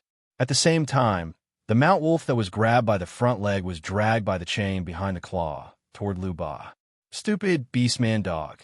The wild boar man snorted and pulled the trigger with his left hand. The unlucky mount wolf's head was instantly blown apart. After doing this, he was still not satisfied. While there was still a bullet in the barrel, he raised the gun and shot at another target. Bang! This time, it was the gray dwarf who was hit. To be more precise, it was the leader of the gray dwarfs, Kazmuk. Even though Kazmuk raised his shield to block when Lu Ba raised his gun and aimed, he was still sent flying like a kite with a broken string. Return fire! Return fire! The shield hit Kazmuk's face and broke his front teeth. He got up from the ground with a bloody nose and a swollen face. The other gray dwarfs saw this and quickly stopped sneering. They pulled out the crossbows at their waists and fired bolts filled with impact oil. Unfortunately, their aiming skills were mediocre and Lu Ba was standing a little far away. The explosive bolts only hit some of the gang members. The smell of sulfur and gunpowder mixed together. The bodies of the unlucky gang members were scattered everywhere. Lu Ba charged at the gray dwarfs. Daddy is coming for you. The wild boar man used the pig lunge technique and burst into speed in a short period of time. He rushed straight into the gray dwarf's battle. Bullshit! You bearded dwarf. Hey, where are your hands touching? A few of the gray dwarves who were standing in front of the road tyrant were knocked down one after another. They cursed and swore in all sorts of dirty, gray dwarven language. But not long after, they didn't have the time to chat anymore. Like bowling balls, Lu Ba knocked down all the Duergars. Then, he took out his butcher's knife. A sharp blade extended from the short gun in his hand. Although his height was average, his arms were long enough, and with the help of his hooked claws, the gray dwarves were soon all injured. Die! He used his claws to pull over a shield, and with the blade of his short gun, he opened up a hole in the head of the Duergar who was hiding behind the shield. Whose subordinates are you? Lu Ba asked fiercely as he licked the white pulp on the tip of his knife. Until now, he still believed that the current conflict was due to the dirty tricks of those people he provoked according to his plan. After receiving Brock's order, the gray dwarves naturally would not tell him the truth. Moreover, they did not think that they were powerless to fight back. Use the rolling knife tactic and attack his lower body.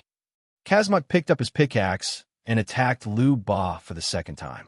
Not only that, but the beastman whose wolf companion had been killed by Lu Ba also picked up his weapon and sneaked over. This beastman from the Fezzik family was a berserker, but he was also willing to stab Lu Ba in the back for the sake of revenge. The beastman and the gray dwarfs successfully restrained Lu Ba. The Goliaths who had been fighting the gang members head-on naturally did not want to fall behind. With the immense strength of the Stone Tribe, they were almost unstoppable with their two-handed weapons. They gradually pushed their way to the center of the warehouse. Bastards, where did those tieflings go? Where are the warlocks and mages? We need magic support. Lu Ba lost his patience after being entangled with the gray dwarves and a beastman for a long time. He used his hooked claws to pull over a small minion for questioning. He was just trying to find a doctor in a desperate situation. If even a small minion knew the whereabouts of that group of people, why would they go out of their way to form an alliance with him? And because Lu Ba was distracted while asking the question, Lu Ba didn't notice that a gray dwarf had rolled behind him and cut his ankle. Even though his Achilles tendon was protected by a layer of fat, every step Lu Ba took still hurt his heart, and his movements were affected. The rolling knife tactic worked. The gray dwarves all had sly smiles on their faces. They knew that Lu Ba wouldn't be able to last much longer. In order to speed up the process, Kazmuk ordered all his subordinates to rush forward while he sneaked to the side and took out his crossbow. But when he pulled the bowstring, loaded the crossbow, and was about to pull the trigger, an inexplicable voice sounded in his ears. "That's not good. You like to attack from behind. That's usually what I do." The person who said this clearly didn't have a good grasp of the dwarven language. He stuttered and didn't sound imposing at all. However, Kazmuk instantly shuddered. His nose wouldn't deceive him. He smelled a strong smell of sulfur. The mercenaries here are related to some evil demons. Kazmuk instantly realized something and tried to roll forward to dodge. However, his speed was still a little too slow. A burning lamp staff made of gold ruthlessly pierced through his body. Kazmuk's armor didn't even protect him as he was pinned to the ground. His pained howls echoed throughout the entire warehouse. Kazmuk wasn't the only one who caused this. 7 tieflings with horns on their heads, chainmail, and arrow-tailed tails suddenly appeared simultaneously, including Kazmuk, 4 gray dwarves, 2 beastman wolf riders, and the bow-wielding female Goliath were all instantly killed. "You bastards!" With powerful reinforcements appearing, the somewhat tired Lu Ba directly collapsed to the ground. However, he couldn't stop complaining. However, the tieflings didn't seem to care at all. They all held the same golden lamp staff as they started fighting back against the invaders. Compared to ordinary adventuring parties, these tieflings were more like an army. They were the type that could both fight at close range and cast spells. The tieflings had strange weapons with sharp edges at the tips. Flames burned within the weapons. Plus, the tieflings could use high-level teleportation magic at any time. The remaining beastmen, Goliaths, and gray dwarves immediately fell into a bitter battle. Anyone who was hit by the tieflings' weapons would receive not only blunt damage, but would also be burned by scalding flames. And if the tieflings didn't dodge the fireballs that could appear at any time, then the unlucky tieflings that were hit by the spells would explode into pieces. However, just as everyone thought that this battle was about to end, a figure suddenly appeared at the entrance of the warehouse. Chapter 456. I'll go and support those squads. The holy samurai Jensen volunteered. He had been unable to suppress his desire to fight when he saw the blasphemous scene in the warehouse. He's gradually confirmed his suspicions as he observed more and more broken altars and blasphemous statues in the warehouse due to the chaos. "Those tieflings are the challengers of the gods," Sui Xiong instructed Jensen. "Leave a few alive. I have some questions to ask them." Jensen tapped on his own breastplate as he received Sui Xiong's permission. He then walked towards the warehouse's entrance with determined steps. Currently, the Goliath adventurer team, the Phazak family beastmen, and the Grey Dwarf mercenaries were showing signs of defeat. They could only barely hold on. Meanwhile, the mercenaries' morale was greatly boosted by the tieflings' powerful support. They quickly turned the situation around. The few remaining Phazak beastmen managed to gather together with the Goliath beastmen thanks to their mount's mobility. However, the Grey Dwarf mercenaries could only form a tortoiseshell formation to protect themselves because the Kwa Lishu device had taken them deep into the warehouse. The tiefling warlocks led the mercenaries in the warehouse as they surrounded the enemies and aimed their weapons and arrows at them. "Who sent you here?" The leader of the tieflings asked this question while holding a golden burning lampstaff. His voice wasn't loud, but it made everyone panic. One of the beastman wolf riders seemed to be unable to hold on due to the effects of the magic. He immediately opened his mouth and was about to answer. "Shut up." Phazak swung his sword and viciously slashed his tribesman's head with the back of his sword. The fresh blood caused him to become much more alert. "You've taken their money, so you're here to help." The beastman wolf rider pointed his sword at the tieflings. "Your lives are worth a few calamity coins." Tieflings were creatures with devil bloodlines. They were far taller than ordinary mortals. They were as tall as the beastmen on their mounts. Apart from Goliath beastmen, These tieflings were the most intimidating in the warehouse. The tiefling leader snorted coldly upon hearing Fezak's words. You think you can bribe us with calamity coins? It seems that you're nothing much after all. However, when he spoke, he didn't notice that the road bully, who was also bought over by him with calamity coins, had a sneer on his face. After I squeeze all of your calamity coins dry, the boar man sat on the ground in an ungraceful manner and thought to himself, I'll definitely give you a big present. When Lu Ba saw the tieflings raise their lampposts, he knew that he no longer needed to attack. He touched the talisman hanging around his neck. Previously, Song Mok had died at the hands of Lu Ba. He had found this treasure from his body and had even paid someone to appraise it. The result of the appraisal was that this talisman was actually a detonator. It could be used to detonate the alchemy bomb into Song Mok's lair at any time. Lu Ba couldn't help but feel uneasy about cooperating with the tieflings. Some of the tieflings' requests were quite confusing. Therefore, to be on the safe side, he secretly buried Song Mok's alchemy bomb in this warehouse in case of an emergency. However, he didn't really want to use it. At the very least, he didn't want to use it until he obtained enough calamity coins from the tieflings. But if the situation was urgent, such as today's situation, Lu Ba would want to detonate the bomb to create chaos and escape. I don't need it for now. Lu Ba put away his talisman and looked back at the tieflings who were currently attacking the enemy. Even if most people didn't want to admit it, half-blooded infernal life forms did indeed possess power that ordinary people couldn't hope to match. The tiefling warlocks waved their lampposts around like barbarians. They fought against the Goliaths with only their physical strength. The weapons in their hands were all made of gold, and they were enchanted with magic effects such as fortify.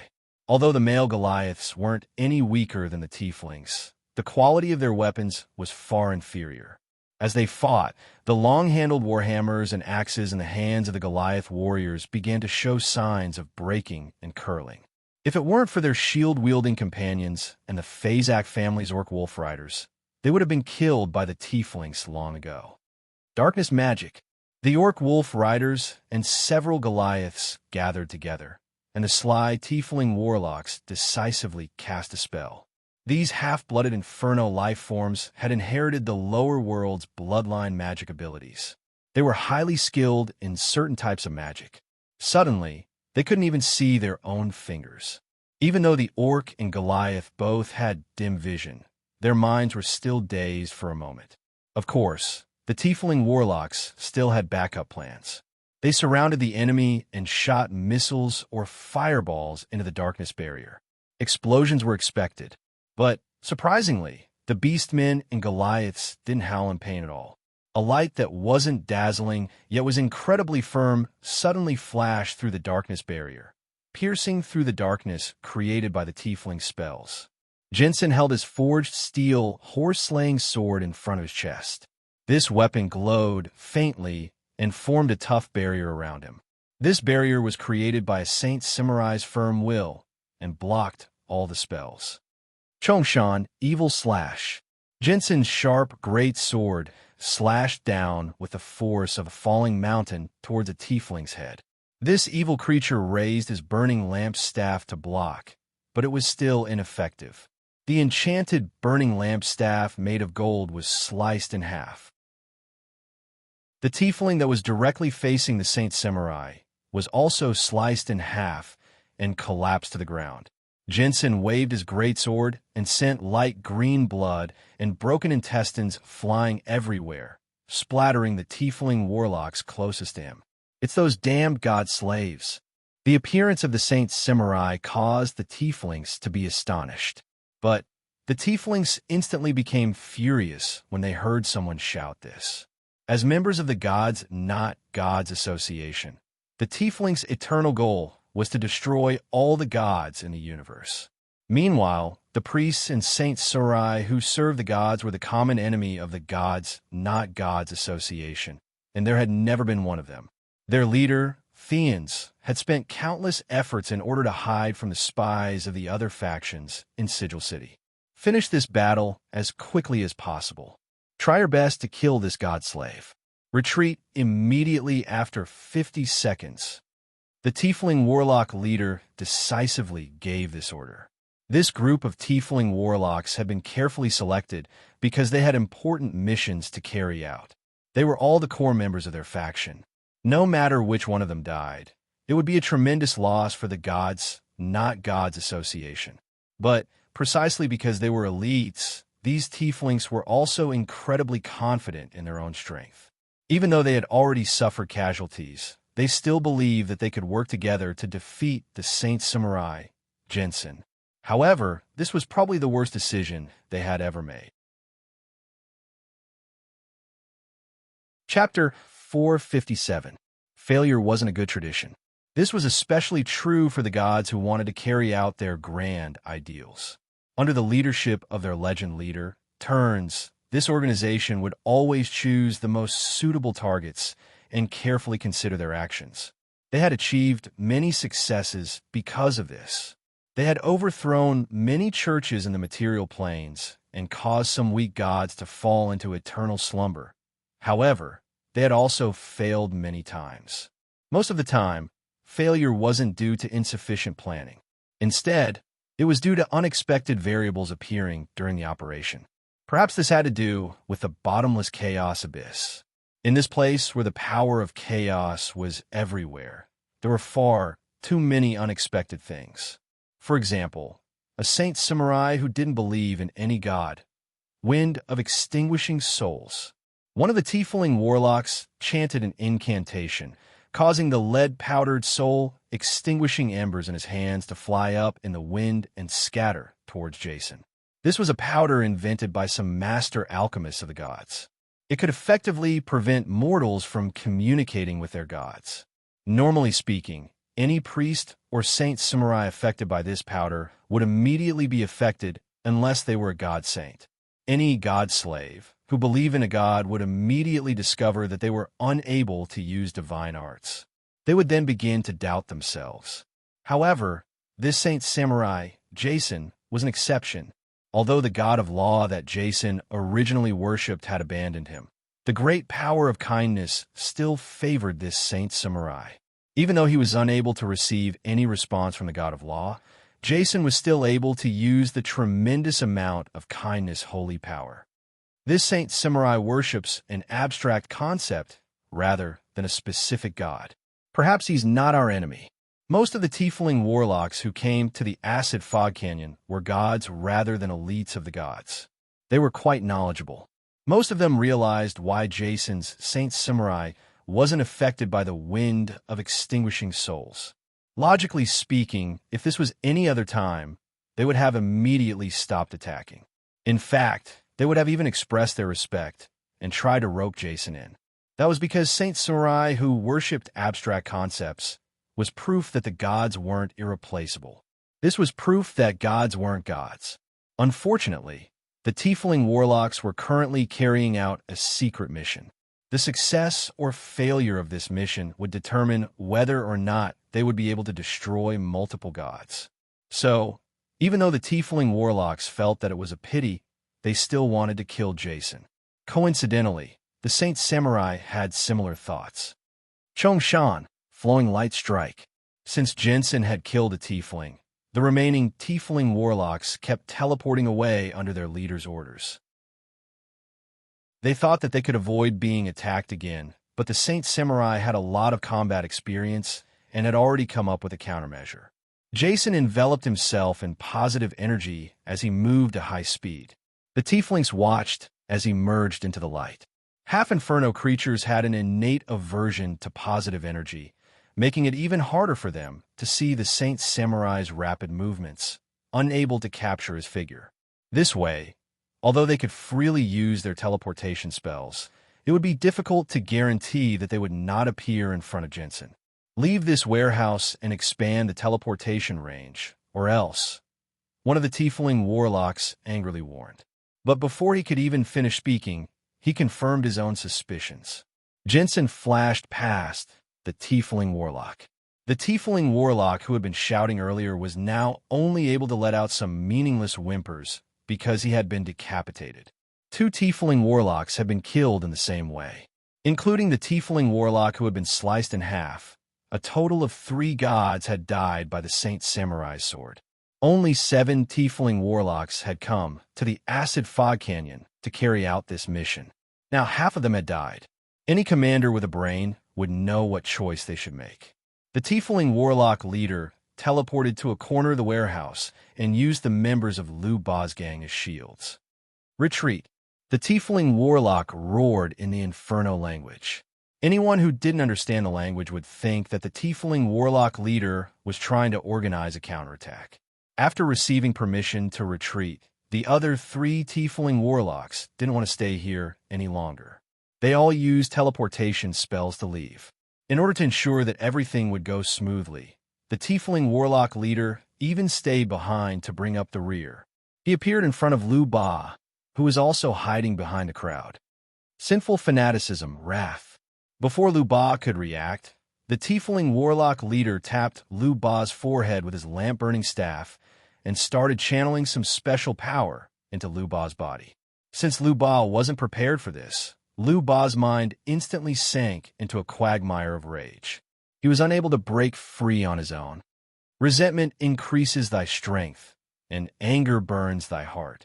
Only by killing that Saint Samurai will you be able to regain your peace. Lu Ba's evil words appeared in Lu Ba's mind. Lu Ba's eyes became bloodshot as he submitted to this fake mission. I'm going to kill you. Lu Ba's rage didn't mean that he had lost all his intelligence. He still remembered the gift bag he had originally prepared for the tiefling warlock leader. Lu Ba clenched his remaining hand into a fist and viciously punched the talisman on his chest. A sudden explosion caused the entire warehouse to flip over. Almost all of Lu Ba's gang members were blasted into the sky while they were still confused.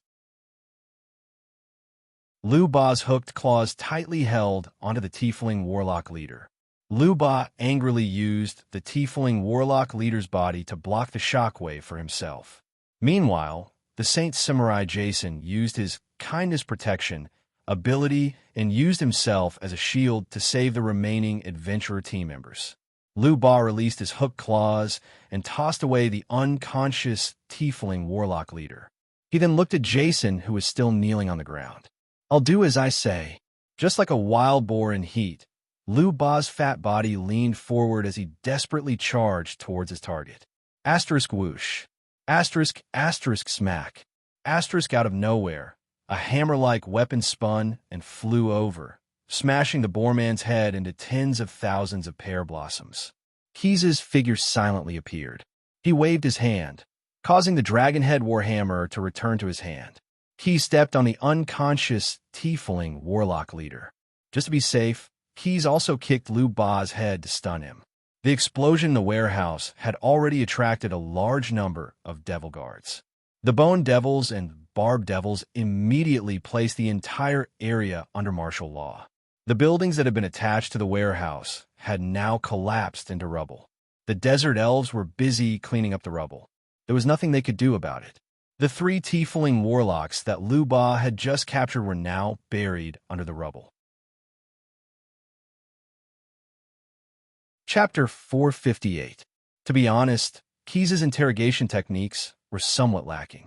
Compared to the temporary dungeon he created, the young blue dragon had to rely on the Demolika's fully equipped autopsy laboratory to obtain the information he wanted from the tiefling's brains. Moreover, thanks to Snade's help, he knew that there was another conspiracy behind the actions of the Gods and Non-Gods Association. It was even possible that this massive organization far away in Sigil City had been fooled by the mastermind behind this conspiracy. That tiefling leader isn't actually a tiefling, but a Cambion demon in disguise. Keys couldn't help but secretly rejoice when he saw the detailed autopsy report. Even though he prided himself on having good eyesight, he still hadn't been able to see through the Cambion demon in disguise. If it weren't for the Demolika's golden eyes, he wouldn't have been able to discover this secret. The so-called Cambion demons were the descendants of mortal women that the Tana Reap demons had kidnapped to the bottomless chaos abyss. The embryos would be completely corroded by the power of the chaos abyss during gestation, so they wouldn't develop into half-demons. Instead, they would be born as Cambion demons. Cambion demons were a type of Tana demon. No matter how much they loved their mother, they would still be shocked by the evil nature of the Cambion demons when they grew up. Tieflings were dimensional creatures that possessed the bloodline of demons. They were an independent, mixed-blood species. In some material planes, the Tiefling empires still had some kind-hearted citizens. They didn't necessarily belong to the evil faction. But, surprisingly, Cambion demons and Tieflings were extremely similar in appearance, apart from some Tieflings that didn't look like the mainstream ones. They both had 2 horns on their heads, dark red skin, and long tails on their backs. That was why it was difficult to tell the difference between Cambion demons and Tieflings just by looking at their appearances. Cambion demons were essentially Tana demons. They didn't need to breathe, eat, or excrete. They didn't have or need the corresponding organs. Tieflings, on the other hand, had a complete respiratory and digestive system to maintain their lives. That Cambion demon also had plastic surgery? Keyes asked in surprise as he looked at the notes on the autopsy report. The steampunk half-lich stretched out his mechanical palm, clenched and loosened it, and replied, "On the outside of his 2 palms, there are traces of stitches in the same position. The traces are very shallow. He must have cut off his other 2 fingers many years ago." Six-fingered person. He wasn't stuttering, but Keyes realized something. When he finished his sentence, Snade nodded to show his affirmation. Six-finger was also known as Universal Plug or Universal Socket. It was one of the nicknames of Graz ZT, the Prince of Darkness.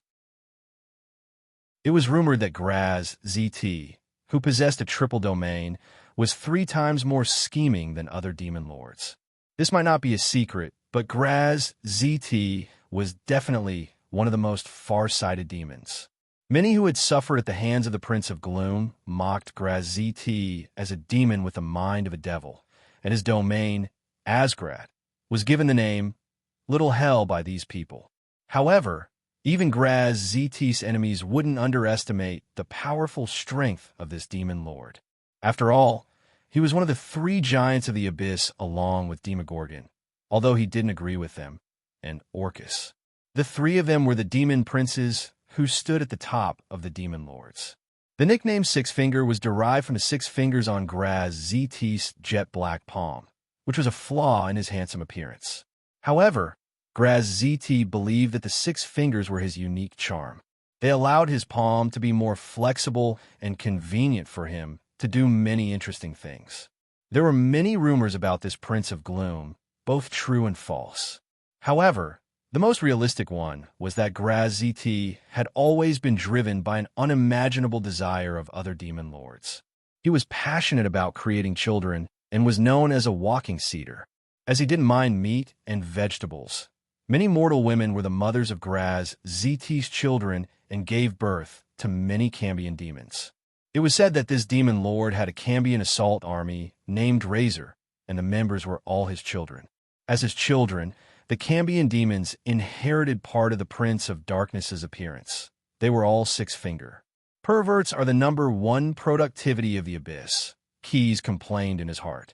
Then he thought to himself, 6-finger's children disguised themselves as tieflings and sneaked into the Gods' Association. Then they used this operation to come to the Acid Fog Canyon. What is their purpose? Seeing Keyes' questioning gaze, Snade shrugged his shoulders like a human. Many questions have to be asked to Isaru face to face. Isaru was the name of the captive Cambion demon. He had disguised himself as the leader of the Tiefling warlocks. Stepping into the Demolika's dissection laboratory again, Keyes saw that Isaru was soaked in a large cauldron. The dark brown herbal decoction prepared by the ogre, which Doctor kept boiling as if it was stewing the Cambion demon. He has just been anesthetized and dissected. This voodoo medicinal bath can heal the injuries on his body, Paru explained to everyone. And this Cambion demon probably doesn't know that he has been exposed. His memory is still stuck at the time when he was captured.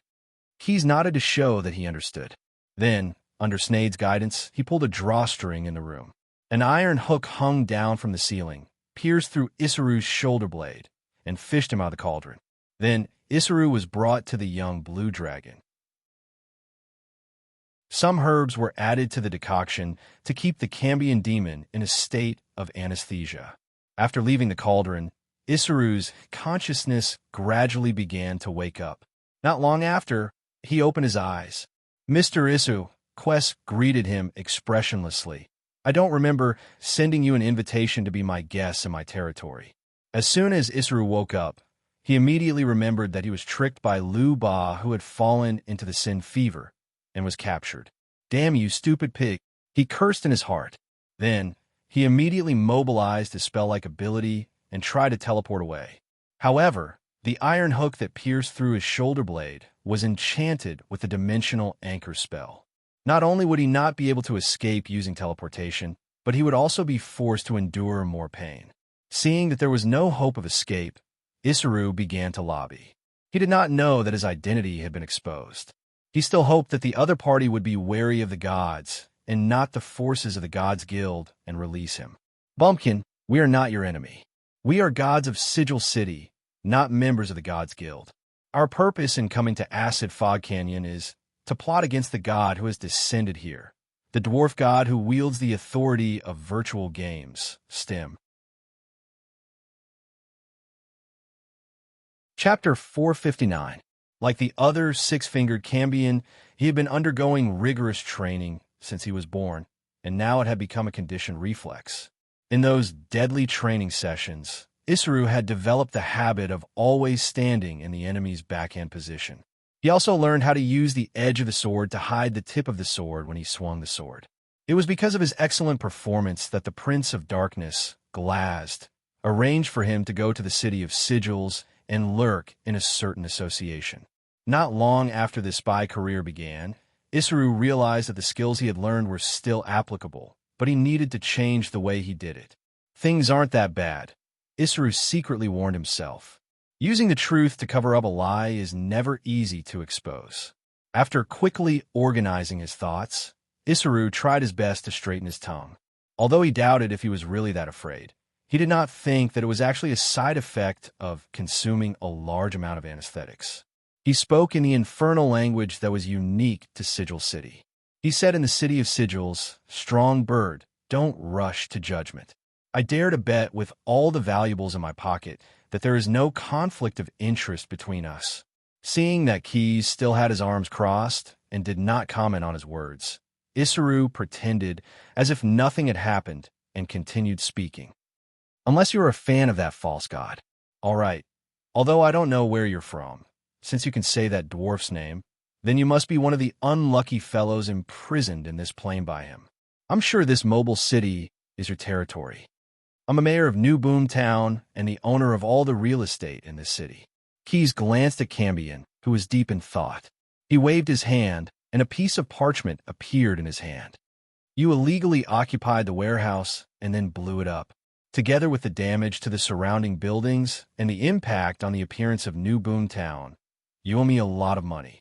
The parchment floated up and streaked across in front of Isaru.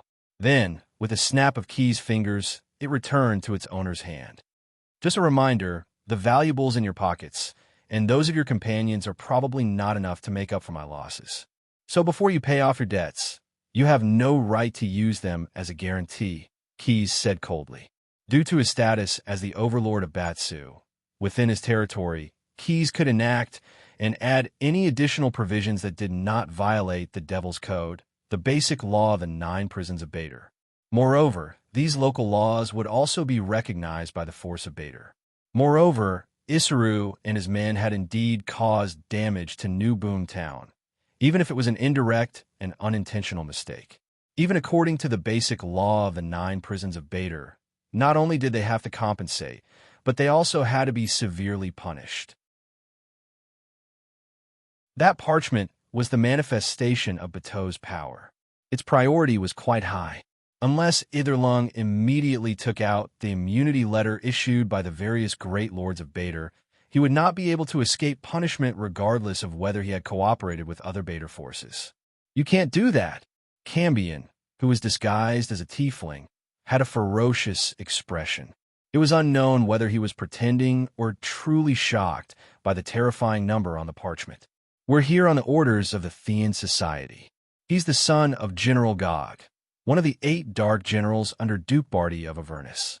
At the same time, this mission is also related to Duke Barty, a vassal of Duke Mamman. This has nothing to do with me, Keyes calmly interrupted Cambion. Besides, you're a son of Six-Finger disguised as a tiefling warlock. Even if you're related to those important figures, they'll only think that you're spreading rumors and causing trouble, intending to disturb the internal stability of the 9 prisons of Bader and subvert the order of hell. The sudden reveal of the dagger completely shattered Isaru's mental defenses. His eyes widened, and his mouth opened slightly in shock. Without even thinking, Isaru, who had received training, immediately mobilized the power within his body, intending to activate the enchantment spell implanted into his soul. Although this was the bottomless abyss, and as a demon of Tana-Ri, once he died, he would truly return to eternal sleep. However, the knowledge that had been instilled in his mind made him understand that if his identity was exposed and he fell into the hands of the Batsa devil, that would truly be a fate worse than death. Isaru chose the lesser of 2 evils. He wanted to use the internal explosion spell to end his own life while simultaneously dealing the final blow to his enemy. However, something that shocked him happened one after another. The parchment that Keyes summoned just now actually emitted an evil and deep blood-red light. Within the range of the light, the enchantment spell implanted into his soul suddenly stopped working. I have to remind you that you haven't paid off your debt. According to the basic laws of Bader, you don't have the right to commit suicide. When Keyes picked up the dragon-headed war hammer, which had long been prepared, it had already turned into a buzzing chainsaw. At this moment, the young blue dragon silently recalled some of the R-rated movies in his previous life and began to put on an expression that was commonly seen in villains. A few hundred words were omitted here. That's it? Keyes, who had been silently watching Snade's operation, asked suspiciously, "Don't we need to torture him?" The steampunk half-lich was pulling out silver-plated steel needles from the unconscious Isaru. As he busied himself with his work, Snade replied, "The interrogation techniques of the Drow clan have always been trustworthy. Even the demons have studied them. If the physical pain reaches a threshold, the torturer will develop a certain resistance to it." After pulling out the steel needles, Snade waved his hand and used the iron hook to send Cambion back into the boiling voodoo potion. This more advanced method uses alchemy drugs and spells to work together on his spirit and magnify the fear in his heart by several times to achieve the effect of torture. After getting this explanation, Keyes relaxed a lot. It turned out that the real master of torture was also like this. As long as the results were obtained, they would not be morbidly intoxicated in the process of torture. He had previously thought that he was a little disgusted with the process of torture. Perhaps he was still a little cowardly, but now it seemed that this was not the case. He verified Isaru's self-narration with the memories that he had repeatedly extracted from his brain. Keyes unexpectedly learned a new secret. This demon Cambion actually had multiple identities as a spy. He was not originally a spy sent by Six-Finger to lead the Gods, Not Gods Guild. His initial identity in Sigil City was a member of the Doom Guardians. Later, he actually became a pawn of the Doom Guardians to infiltrate the Gods, Not Gods Guild. There are 3 things in everything. Keyes, who had learned of this situation, pondered. Is it possible that Six-Finger's tricks also have 3 layers? Chapter 460. Some demonologists had studied Graz ZT and found that the Dark Prince had a special fondness for the number 3. Some believe that this reflected the order within chaos. Graz ZT was ridiculed and attacked by many demons because of this. Although Graz ZT had always scoffed at this, it was undeniable that Six Fingers was fated with the number 3. He occupied 3 levels of the abyss, had 3 genders, had 33 armies, and each army had 33,000 soldiers. Graz ZT's chief strategist, the demon Cambion, was also known as 3 in all things. All the demon lords who were enemies of the Dark Prince knew that every scheme of the Dark Prince's had 3 layers. Isuru, who was pretending to be a tiefling, was no exception. He had three identities: a god who wasn't an elite of the gods, a secret agent for Six Finger, and a spy for the Doom Guardians. Each of these identities played a different role in three different schemes. Graz ZT was very interested in the god of virtual games. Therefore, he used the power of the Gods Guild to find a portal in Sigil City that connected to the sealed Acid Fog Canyon. He also facilitated the cooperation of the Gods Guild and several greater demons in an attempt to kill Stem. At the same time, Isuru was also a member of the Doomsday Guardians. This organization, whose core philosophy was all things will eventually decline and we're just helping from the sidelines, was very supportive of Demon Tana Ri, who was in the Blood War. Graz ZT also thought that he could take advantage of the demons while he was at it. Apart from these two, Graz ZT also wanted to deal with Buffett. Six Fingers and the Beast Lord had been enemies for tens of thousands of years. Not long ago, his spy had passed on the news that the Tauren King had lost an avatar to the Dark Prince. The spellcasters under Graz ZT had done many divinations regarding the death of Buffett's avatar. Although they couldn't figure out the whole process, they were certain that the relic of the Tauren King's avatar was hidden in the New Boom Town. Therefore, it wasn't a coincidence that Isuru had brought the elites of the Gods Guild to the Acid Fog Canyon and appeared in the New Boom Town. As Isuru had made a plan beforehand, he contacted Lu Ba, an acquaintance. On the first day, he sneaked into Key's territory. Lu Ba had once lived in the sewers of Sigil City for a period of time. He worked as a thug for the Ratman Pickpocket Guild there and earned a lot of money from it. In the end, this work creature bought the right to use a portal to the material plane from the Trade Association. Unfortunately, he did not have a good time in the material plane. After a few years, he was tricked by the devil into joining the front lines of the Blood War. When Isuru found Lu Ba, he had lost an arm in a battle and was struggling to make a living in New Boomtown. The Tiefling sorcerers, or rather, the gods who weren't members of the Gods Association, found people to help Lu Ba install iron claws on his arms. They even helped Lu Ba become a professional musketeer. This was not a free charity. In exchange, the Wild Boar men needed to serve the gods instead of the Church of Gods and try their best to stir up trouble in Traction City. If Keys hadn't discovered Lu Ba in time, the Tiefling sorcerers would have used this as an opportunity to take control of the underground forces in New Boomtown. At that time, they would have been able to influence the hearts of the people here, whether they called for help or secretly created some conflicts. The will of thousands of people could form a strange power. The gods who weren't members of the Gods Association had the technology to collect this power. In fact, the soul-extinguishing wind that the paladin Jason encountered during the battle in the warehouse was an incomplete version of this power. If this power was finally completed, even someone as strong as the gods would be at risk of dying if they encountered the soul-extinguishing wind. In addition to this secret operation of the gods, Isuru, as a member of the Doom Guardians, had another mission.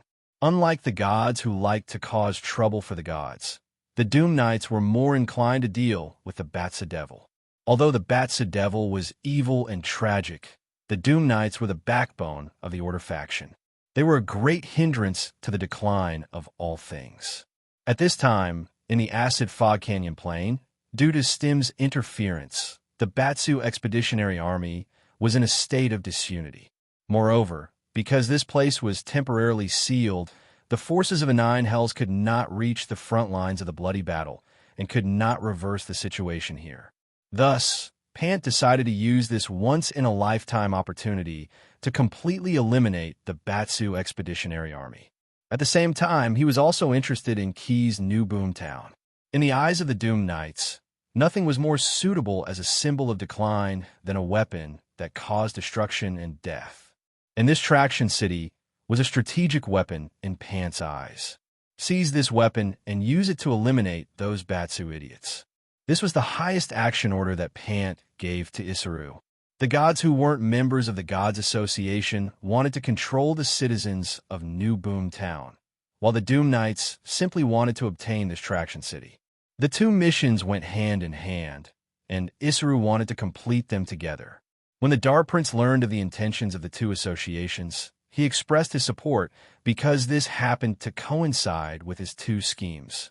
In addition, Six-Fingered Graz ZT also provided a little help to Isuru so that Cambion could complete his mission more smoothly. The Demon Lord had improved Isuru's weapon and upgraded his golden lamp-burning staff, adding many legendary spells to it. Of course, this was not Graz ZT Swim. His generous gift was to pave the way for his third scheme. Even Isuru himself did not know that his golden lamp-burning staff, which had been upgraded to a legendary weapon, had a life of its own. A Sword Soul Demon was residing in it. The so-called Sword Soul Demon was a type of Maloran demon. Compared to Obylis and Tanari, this kind of incorporeal demon was undoubtedly much younger. They were the product of the bottomless abyss itself, trying to digest the final dream formed by an evil god of death divine system. The largest gathering place of the Maloran demons was the Nightmare Abyss, the illusionary 230th level of the abyss. So far, the territory controlled by the Maloran demons had not been far from their homeland, and they seemed to be more focused on invading and corrupting the mortals of the material world rather than participating in the trivial disputes of the senior demons, Obylis and Tanari. They were not powerful, at least for the time being. None of the Maloran demons had successfully won the favor of the Abyss Will and advanced to Demon Lord. However, due to their incorporeal nature, many powerful demon lords always liked to persuade force the Maloran demons to work for them. Graz ZT was no exception. He kept many Maloran demons. Some people speculated that Six-Fingered was conducting some unspeakable experiments in an attempt to break the reproductive isolation between the demon races.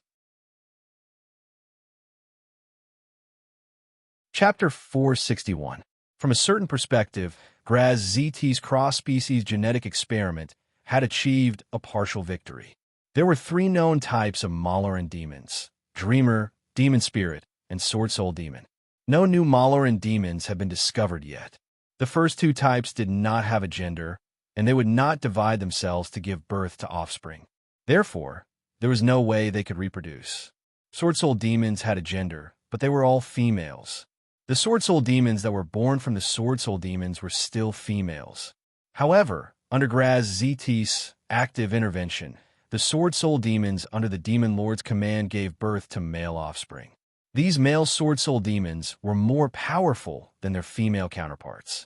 They could easily attach themselves to enchanted weapons.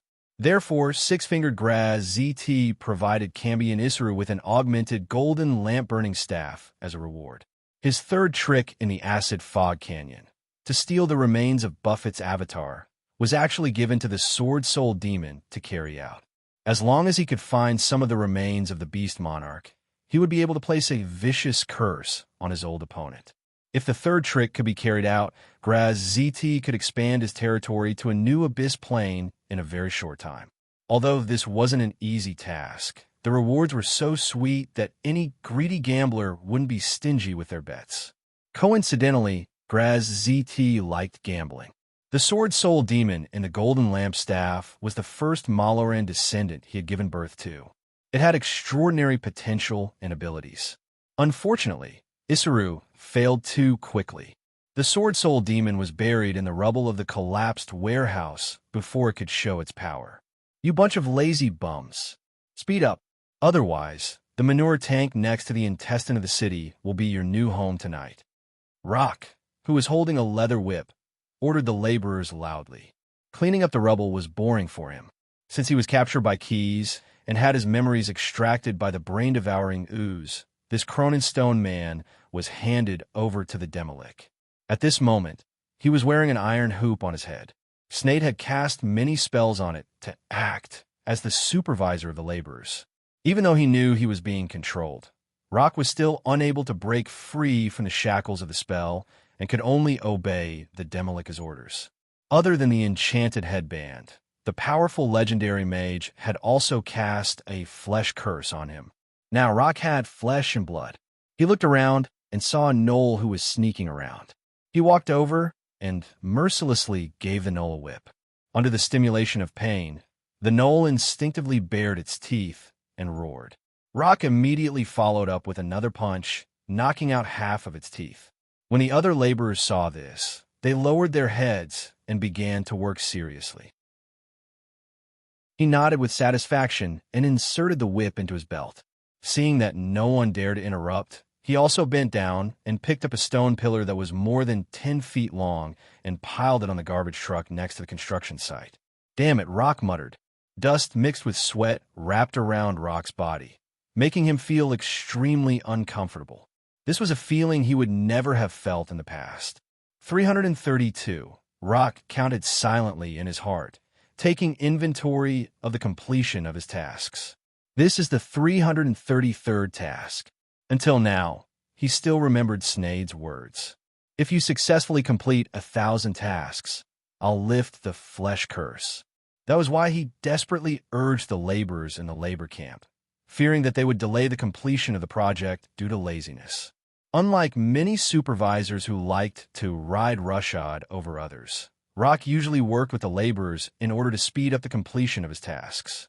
Moreover, he was a true master of the Stone Zen school. So few laborers dared to disobey the orders of his supervisor.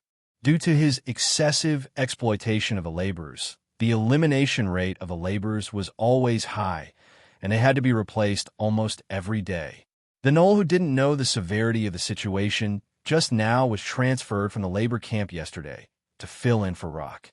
After being punched by Rock, if the Knoll was not tough enough, he would have to be a guest in the dung tank tonight. Woo, woo, woo. The siren suddenly sounded. As the city continued to move forward, the power center would exhaust every hourglass. The citizens of New Boomtown used the siren as a time indicator to remind themselves that another hourglass had passed. Smoke mixed with ash and water vapor gushed out from the air vents above the city and drifted to all corners of the city under the gentle breeze. "Get back to work," Rock ordered loudly. "Don't try to slack off. This little smoke won't affect our work."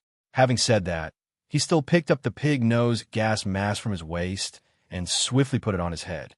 Except for Batsu, who was not afraid of the poisonous smoke and the consumables in the labor camp, all the citizens were given this tool. And now, it was the perfect time to use it. As a supervisor, Naughty Rock, who often needed to be exposed outdoors, was no exception.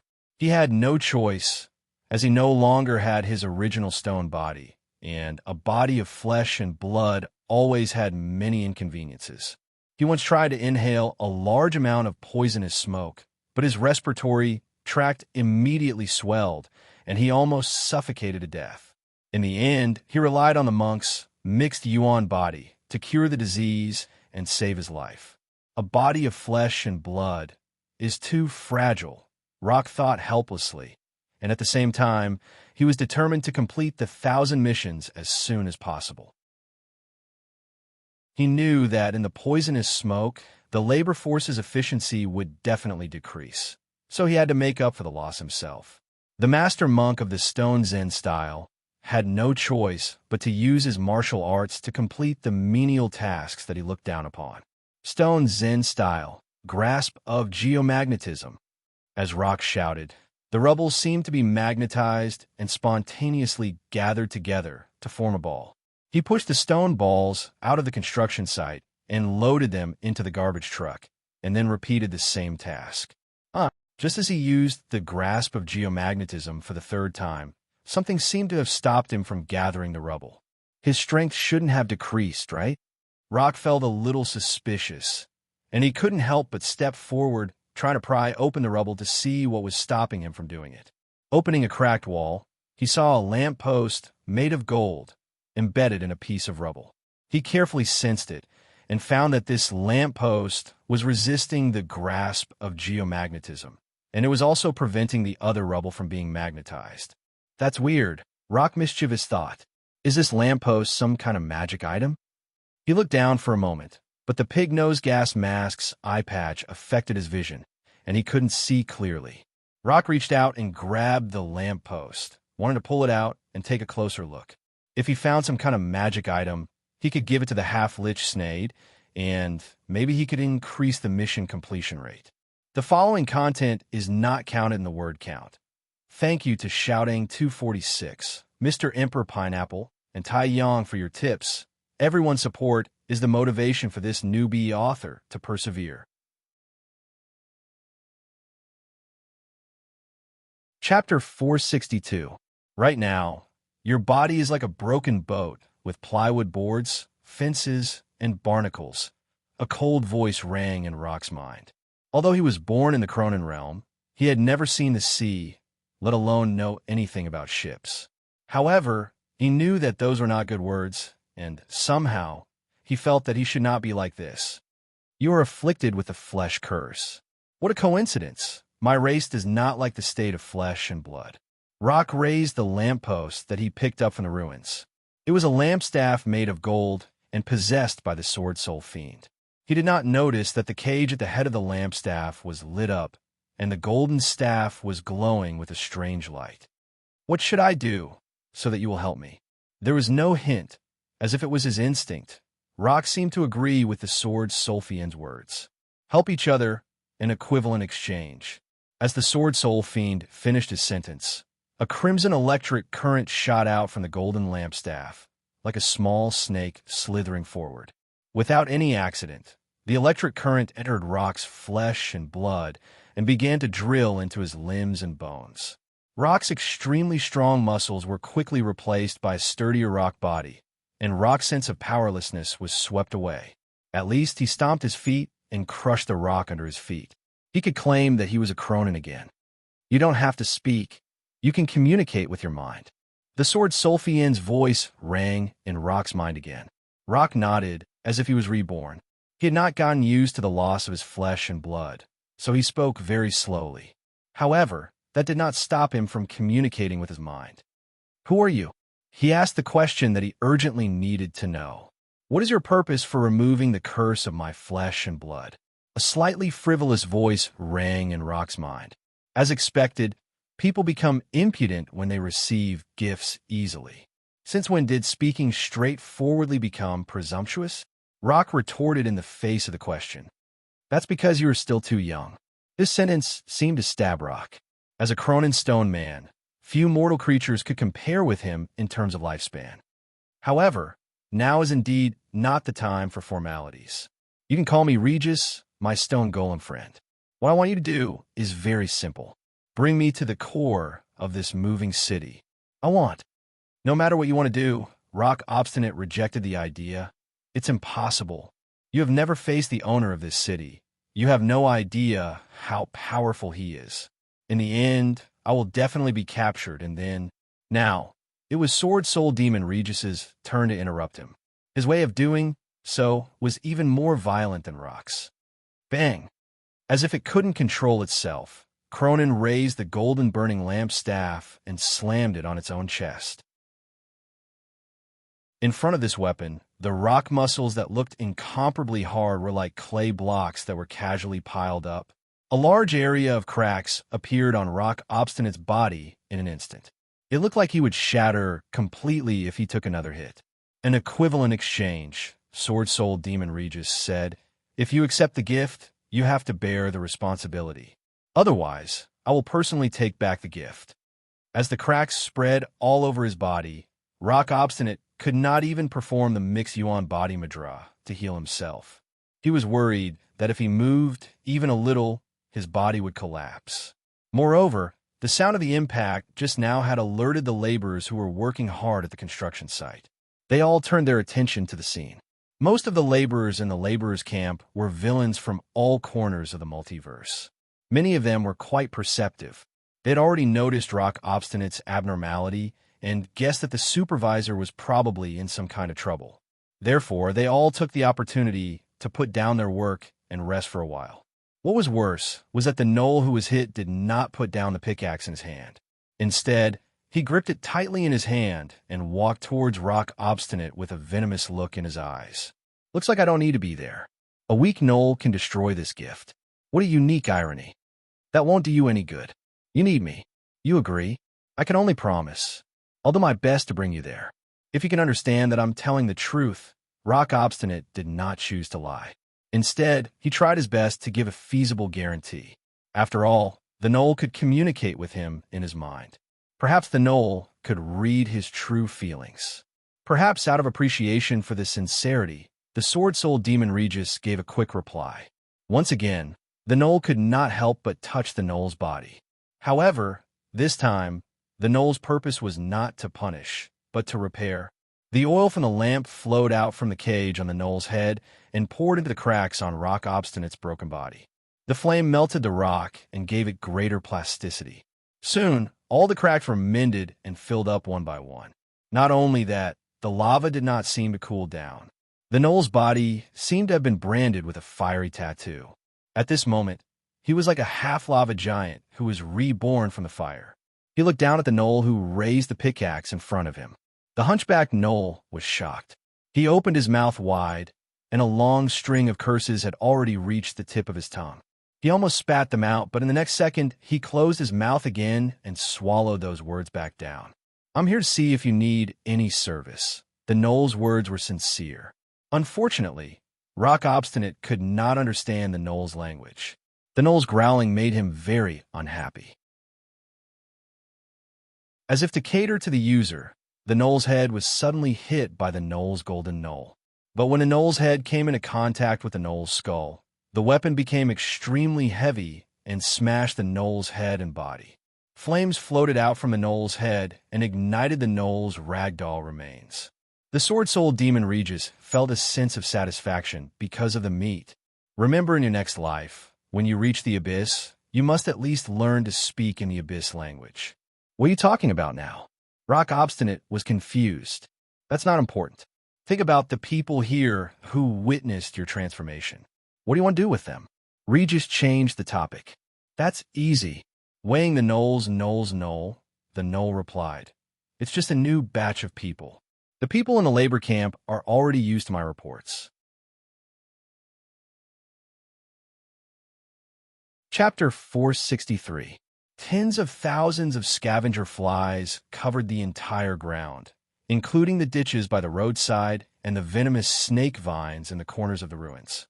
Under the churning, black and white insect carpet was a painting of red, white, and grayish-green. Bloody flesh and blood were scattered everywhere, mixed with the reflection of metal. The flies were looking for food, and the sound of gnawing could be heard. Foreman, the old goblin with the pipe in his mouth, looked askance at Rock and scolded with a voice that was a mixture of disdain and fear. "I have to reiterate that we are in charge of the labor camp, not the slaughterhouse.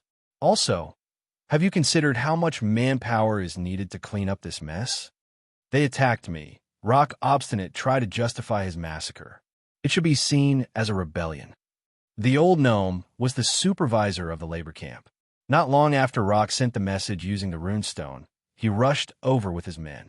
As they had worked together before, the old gnome knew Rock's way of doing things, and he was prepared to deliver nutrients to the manure tank.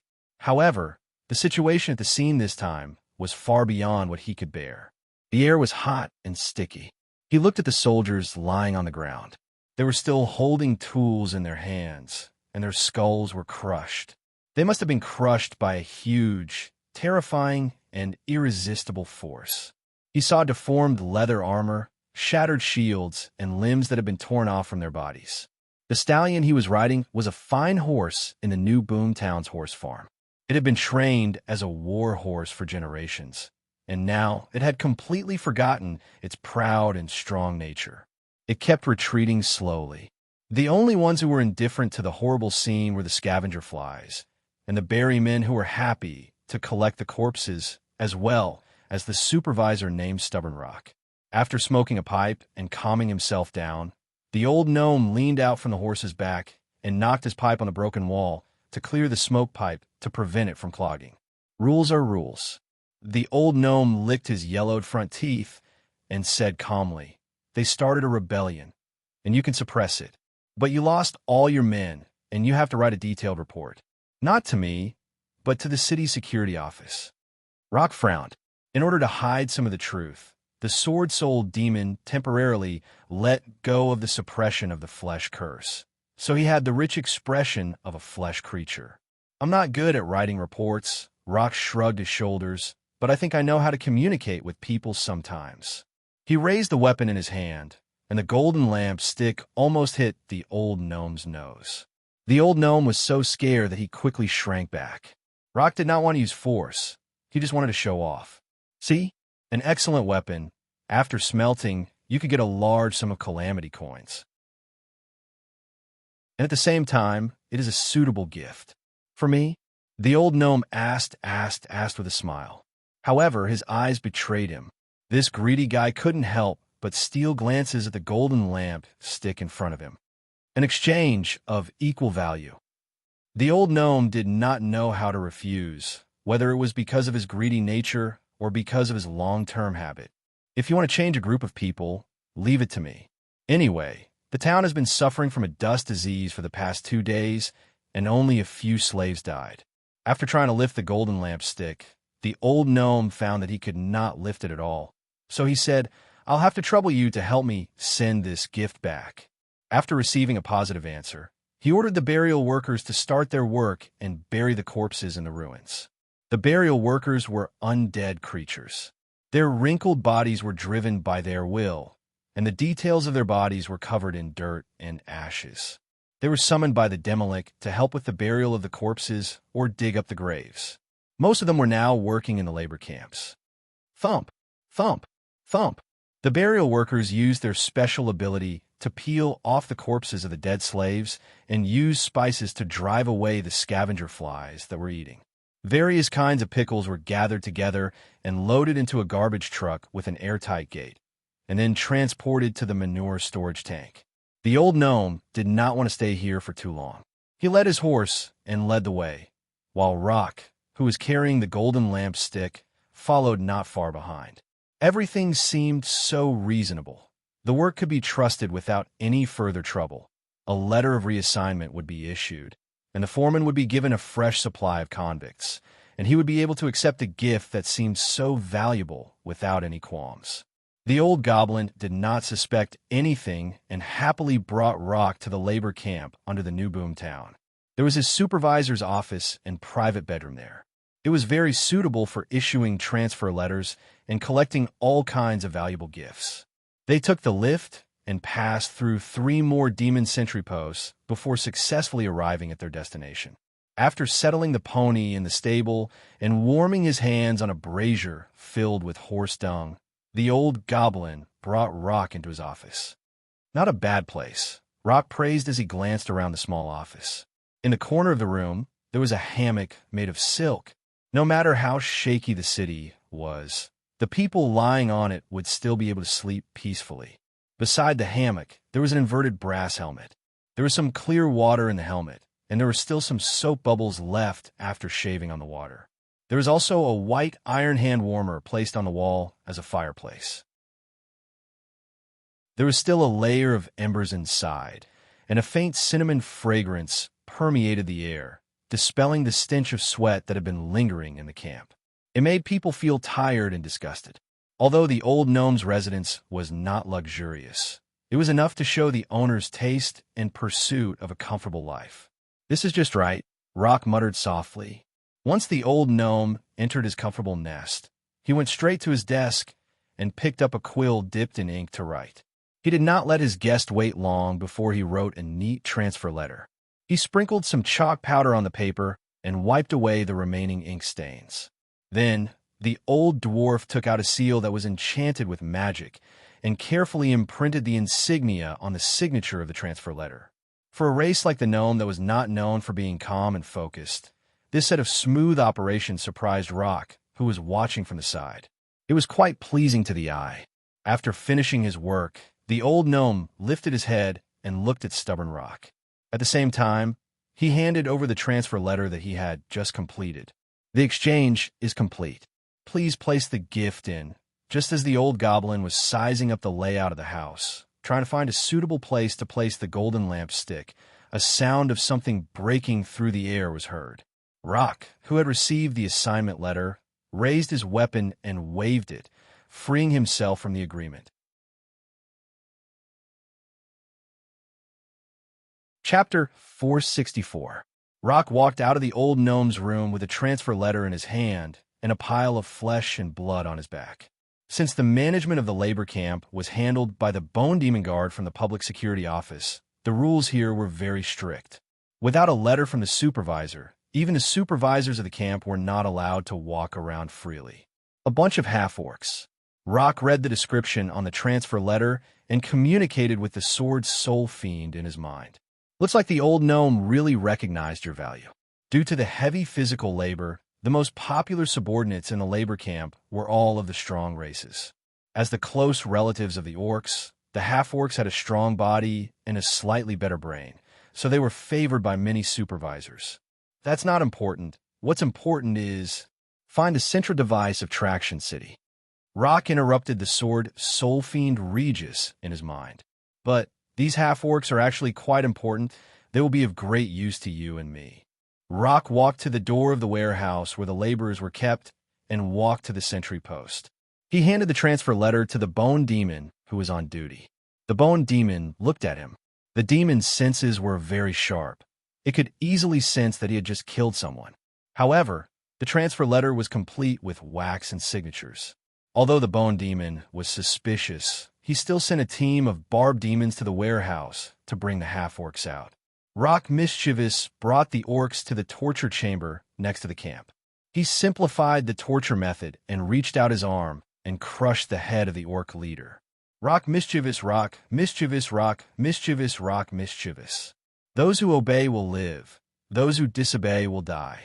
For a moment, all the half-orcs kept quiet out of fear. Then, they shouted that they would obey the supervisor's order without any hesitation. Rock, on the other hand, had a cruel smile on his face. After completing a task, the supervisors of the labor camp would go to the mission hall, where they would receive a new task. Due to the deal with the sword soul fiend Regis, Cronin quickly selected a suitable task. Before the death of the old goblin was discovered, he had to bring the golden lamp burning staff into the center of Traction City. Otherwise, he would have to escape as soon as possible. In fact, when he allocated the movable type lead in the mission hall but failed to find any mission related to the control center, he had already decided to retreat. Damn it, there's nothing. Suddenly, Rock Mischievous' eyes were attracted by the melted letters. He saw a new mission provided by the damage management team. Add lubricant to the gears of the control center. Without hesitation, Rock Mischievous took out his supervisor badge and applied for the mission as fast as he could. Of course, in front of the blood armor demon, who was responsible for issuing missions, he controlled his emotions like a rock and did not show any anxiety or joy. With a calm expression, he took the mission description and the map of the work location from his hands. Everyone, listen up. This is a great opportunity to work. Work hard, and you won't have to eat nutritious soup today. Everyone can eat fried soft meat. The so-called fried soft meat was actually acid mist worms that were fried in oil. Every citizen in the city had a ration of it every day. But compared to the nutritious soup made from organic residue, it was undoubtedly much more delicious. At least it tasted like meat in the mouth. Therefore, when Rock Mischievous walked out of the mission hall and announced the good news in front of the orcs, they were all excited and motivated. The effect is not bad, Rock Mischievous said to himself as he looked at the orcs who were so anxious that they could not wait to run away with the lubricant barrels. This was his old way of doing things. In the past, whenever he encountered a difficult task, he would always draw the same picture for his laborers. After all, after the mission, most of the orcs would die. Even if there were some who survived, they would not dare to argue with him. Because of the documents from the mission hall and the map, Rock Mischievous and his team arrived at the work location without any trouble. They were not harassed by the sentries on the way. Who are you? Hard Rock, supervisor of the labor camp. The engine's gear set needs some lubrication oil. Your people are high sense, but you have to give the laborers a task description in advance. Don't come back and get stuck in a gear. You have to find someone else to clean it up. Understood. After handing over to the majestic blood-armored demon gate guard, Stubborn Rock and his half-orc slaves entered the engine room one after another. The alloy gate fell behind him, and the airtight valve spewed out hissing steam. Before they finished lubricating the gears, the door would not open again. At first, Rock Obstinate was worried that he had been seen through, so he was anxious and worried that he would be caught like a turtle in a jar. However, when he saw the huge gear set, all of his worries were thrown to the back of his head. He and the golden lampstick who called himself Regis had succeeded. They had successfully entered the central device of Traction City. Although it was too much of a coincidence, and everything went smoothly beyond imagination, the scene in the engine room was incomparably real. "We're in luck." Regis' voice rang in Rock Obstinate's mind. "I'm very sure that these mechanical devices are not illusions." As a Sword Soul demon, Regis had a vision that ordinary demons did not have. As long as he was attached to the golden lampstick, no illusion could escape his senses. "Put me on the gear as close to the center as possible. Soon, we will be able to control this moving city, but what?" Rock Obstinate's heart skipped a beat. "I need some time. I need you to buy it for me. After adding lubrication oil, it will take at least half an hourglass." As expected, at the last moment, I still have to provide extra help. Rock Obstinate's mouth twitched, but he did not say much. In fact, after he accepted this task, he had already anticipated all kinds of possibilities and had already planned ahead. But first, he still needed to command the half-orc slaves to add lubrication oil to the huge gear.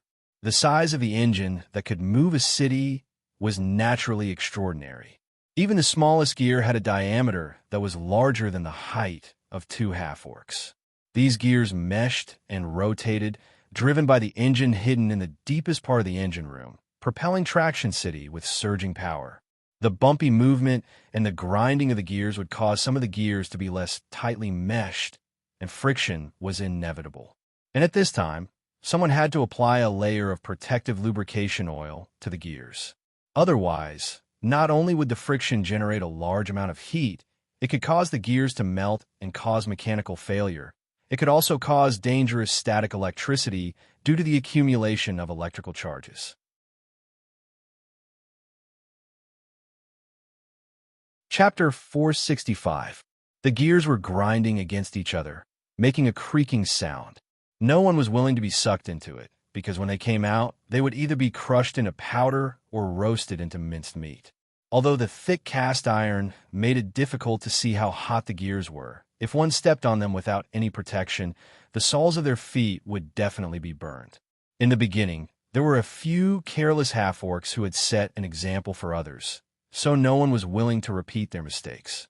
They all became cautious and learned to use the hooks nailed into the ceiling to hang the ropes connected to their waists. Then, they used pulleys to slowly move between the gears.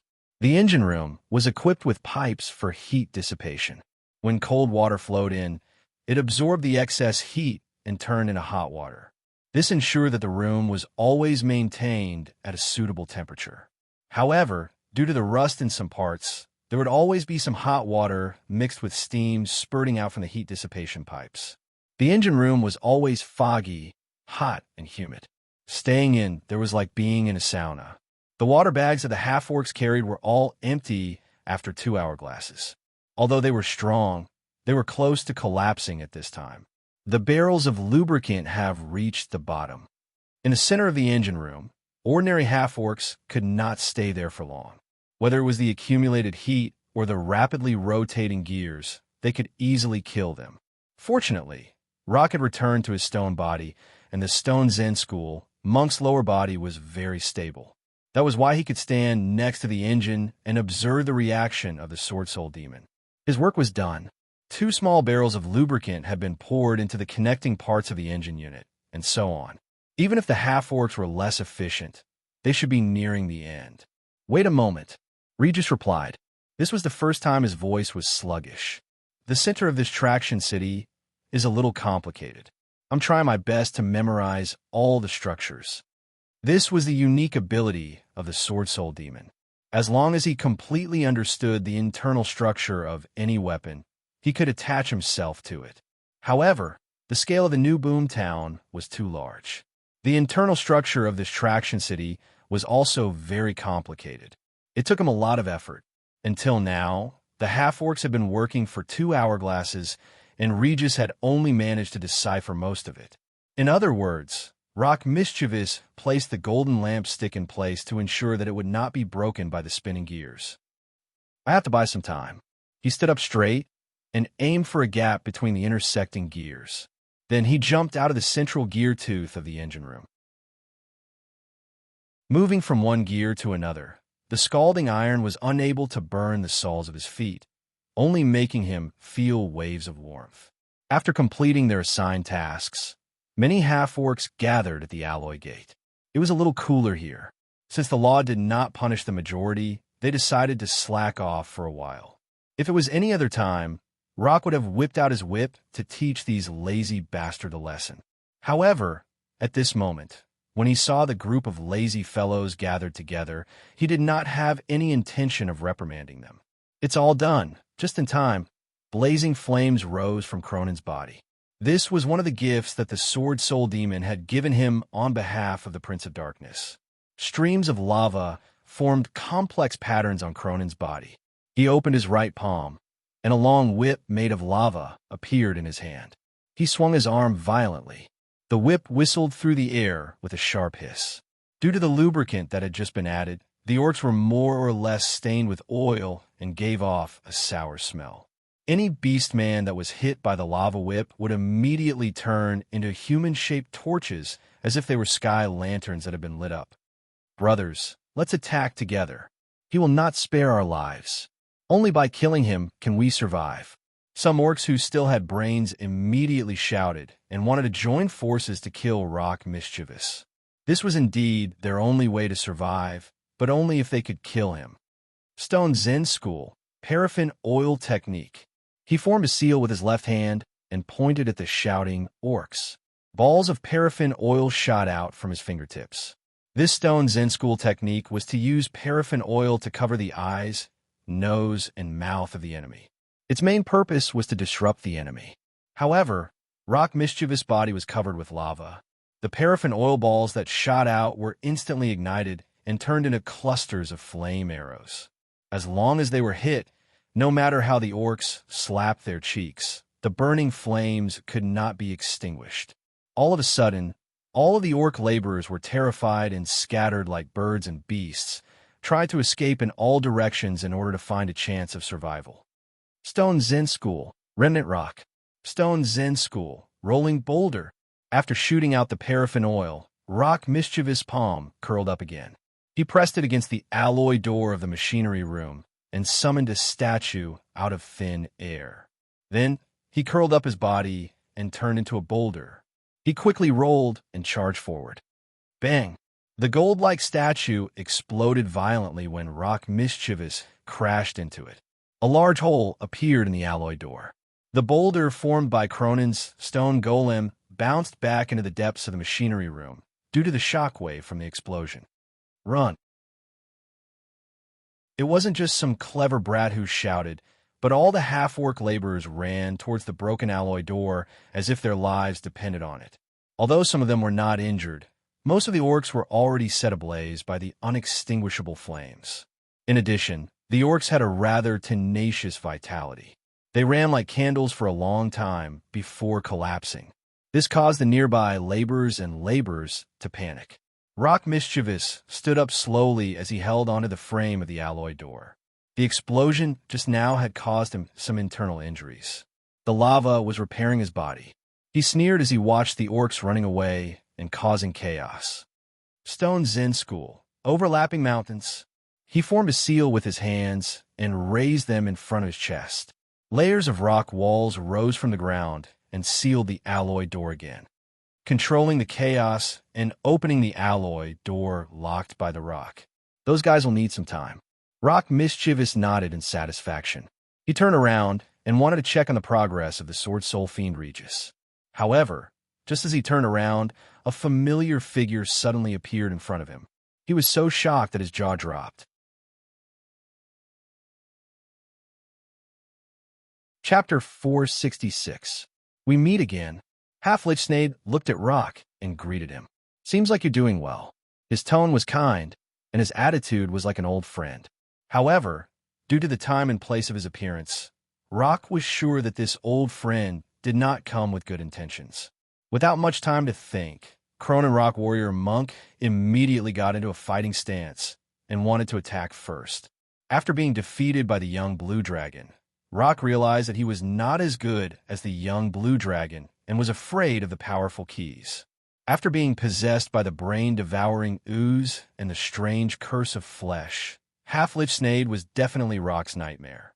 Therefore, no matter what, he did not want to be captured again, especially in the hands of his nightmare. Stone Zen style, Earth Dungeon None. Following Rock's gesture, the metal floor of the machinery room was suddenly broken by 5 rocks, forming a closed cage. Just as he was about to make the dungeon collapse and compress to severely injure Snade, an inexplicable creaking sound came from behind him. "It's just an illusion. You really are a stubborn person," the steampunk half-lich said calmly. Knowing that his opponent was a legendary spellcaster, Rock was not surprised by the failure of his sneak attack and was not fooled by his words. Stone Zen style, grasp of geomagnetism. Different from before, he used 2 palms to form a powerful double magnetic field. Due to his previous experience of being experimented on, Rock was quite familiar with Snade and knew that he had a mechanical artificial body. After studying the Stone Zen style for a long time, Rock was very sensitive to magnetic fields, so he could observe things through the magnetic field. He found a flaw in the mechanical artificial body. Perhaps it was because of a cognitive blind spot. Snade did not apply any anti-magnetic treatment on it. At this moment, Rock decisively took advantage of his opponent's hidden weakness and magnetized the half-lich's mechanical artificial body in an instant. In an instant, Snade's movements were shackled, and many rivets on his body were distorted. Of course, in order to catalyze the powerful magnetic field, Rock's body was also under great pressure. Therefore, after his attack succeeded, he did not continue to fight. Instead, he turned around and rushed towards the damaged alloy door of the engine room. Just now, he had just used the mountain range to seal up the big hole above, and several layers of rock formed a barrier in front of him. Of course, to a Stone Zen school martial monk master, rocks were never an obstacle to his progress. Stone Zen style rock walk. He didn't even need to form any hand seals. All he needed to do was to softly utter a few secret incantations, and the rock crashed into the wall as if it didn't exist. Like a fish leaping into the water, his body sank into the rock wall and quickly passed through to the other side of the door.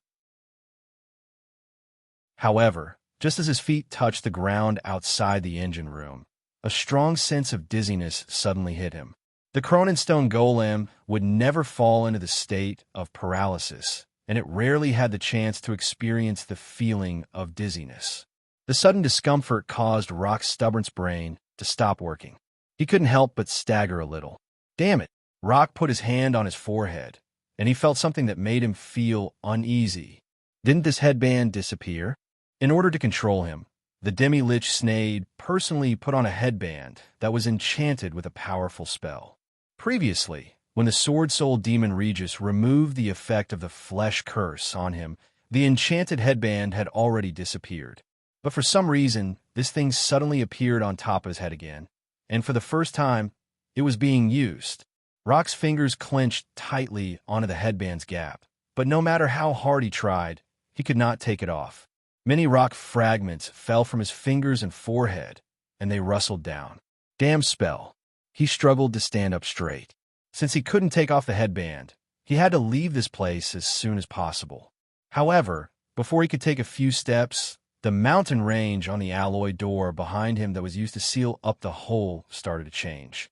Under the effect of the stone-to-mud spell, the solid rock walls gradually turned into a molten, wax-like mud that dripped to the ground.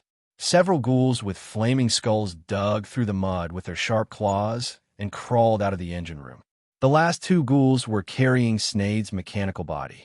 Nice trick. You caught me off guard. I have to thank you for allowing me to discover some flaws in the design. Due to the magnetization, there was a problem with the steampunk Demolika's vocal device, and his voice became a little shrill. So, you can't just leave like this. Command off. Although Snade's body was shackled, as a legendary Demi-Lich, he didn't need any hand gestures or incantations to cast spells. Casting the command spell was even easier. All he needed was a strong will as a guide, and the words of the law would suddenly take shape. The powerless feeling of being unable to resist made Rock's stone body tremble. The lava patterns on his body seemed to be extinguished. However, he wasn't awe. It seems that your magic resistance has increased a lot compared to the previous experiment. Is this also a gift from Graz ZT? Snade observed Rock for a while and asked after seeing that Rock didn't collapse immediately as though he was discussing an academic question. However, the injured Cronin didn't want to give him a friendly reply. Instead, he wanted to punch and kick Rock again. As Snade's bodyguards and servants, the ghouls naturally wouldn't let Rock attack their master.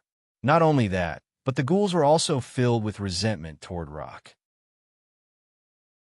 After all, the raw materials used by the Demi-Lich to summon them were the charred bones of the orcs who died unjustly. They had long wanted to tear their enemy into pieces. Although Rock was lucky enough to be immune to the awe effect of the law, he was still in a precarious situation.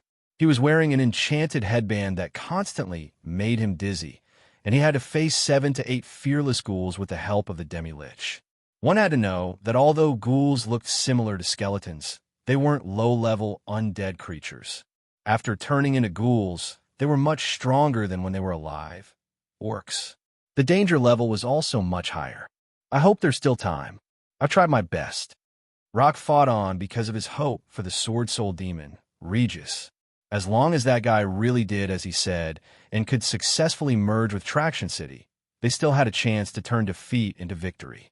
But what Rock didn't know was that Regis was also in big trouble. Regis's previous promise was nothing but empty talk.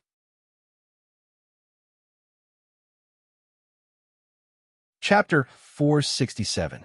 As a Sword Soul Demon, when Regis was in an incorporeal state, he could not use even 1 or 2% of his strength. But if he had a weapon, not only would the weapon's power be multiplied, but Regis's ability would also improve. However, when invading New Boom Town, Regis encountered trouble that he had never experienced before. Originally, according to his speculation, the biggest difficulty of this invasion was to familiarize himself with the internal mechanical structure of New Boom Town. If he could not understand every detail of the weapon, most of the time, he could not hastily possess it, because not only would he not be able to use the weapon to its full potential, but his strength would also be greatly reduced due to a moment of carelessness. That was why Regis had begun the possession process only after he had carefully scouted out the structure of Prosperity Town. First, he broke away from the golden lamp-burning staff and returned to his incorporeal state, escaping into a place of nothingness. It was a special high-dimensional space, and there was almost no way to describe it with words. Among the 3 kinds of Marlora demons, only the Sword Soul Demon knew about this place and could come and go freely. First increase the dimension, then decrease the dimension. The Sword Soul Demon could secretly possess a lifeless weapon. However, when Regis used the high-dimensional space as a springboard to enter the mechanical installation of Traction City, he found that he was not the first visitor. Many spirit dragons were already waiting here, and they were staring at him, an uninvited guest. Expel. Counter chaos. Counter evil. Among the many spirit dragons, the 3 strongest spirit dragons, led by Sirota, were the first to launch a spell attack on the Sword Soul Demon. As Graz ZT's first-generation descendant, Regis was naturally a legendary creature, the same level as the spirit dragons that brazenly attacked. But his strength was actually based on the fact that he had a weapon to possess. In his incorporeal state, he was no match for any of the spirit dragons, not to mention that the other party was unreasonably ganging up on him. This was simply more demonic than a demon. After being bombarded by spells, Regis instantly disconnected from Traction City to avoid the follow-up attacks of the spirit dragons. However, he did not return to the high-dimensional space. Instead, he turned into a shadow and rushed to the golden lamp-burning staff that he originally possessed. Because he did not succeed in possessing Traction City, he still maintained a connection with the golden lamp-burning staff. As long as he touched it, he could possess it. The weapon made by Six-Fingered himself had many legendary spells added to it. Regis wanted to use it to get back at him. Unfortunately, he was one step too slow. Before his incorporeal body touched the golden lamp-burning staff, he hit a wall first hit. Regis knew his own situation well. The moment he hit a wall, he knew something was wrong. There's a psionic. As a Marlora demon, the Sword Soul demon was immune to acid, electricity, and fire, as well as some resistance to cold damage. In addition, he had a high resistance ability that was close to physical immunity. Only those who could control psionic energy, including but not limited to psionic warlocks, were the enemies he did not want to meet. His soul was soul to is. If it was a weaker Marlora, such as an ordinary sleeper, it would be annihilated the moment it touched the psionic wall. And even if Regis was strong, the collision just now was not easy. After all, the creator of the psionic wall was not to be underestimated. Sword Soul Demon. A faint figure appeared next to the golden lamp-burning staff. Is actually a descendant of Graz. The psionic ability gave Keyes feedback. He felt a trace of pure evil power.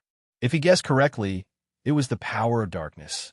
Since things had come to this, there was no need for the young blue dragon to continue to hide. He showed his body. Knowing that the opponent had psionic ability, Regis did not dare to speak rashly. He just kept silent, neither denying nor confirming. The Sword Soul demon still had some self-awareness, so he did not have the confidence to successfully lie in front of a psionic master. Keyes, who was in human form, did not look old, but he gave Regis, who was facing him, a strong sense of oppression. He even had a bad feeling. If he attacked first, he was afraid that he would immediately be turned into ashes. Regis floated in midair, motionless, and this stalemate was broken by the young blue dragon. Keyes stretched out his palm, and under the effect of the force field, the golden lamp-burning staff suddenly jumped into his hand. Slash! The force spike popped out from his fingertips, and Keyes stroked the staff down, scraping the various arrays embedded in the weapon, destroying the spells attached to it one by one.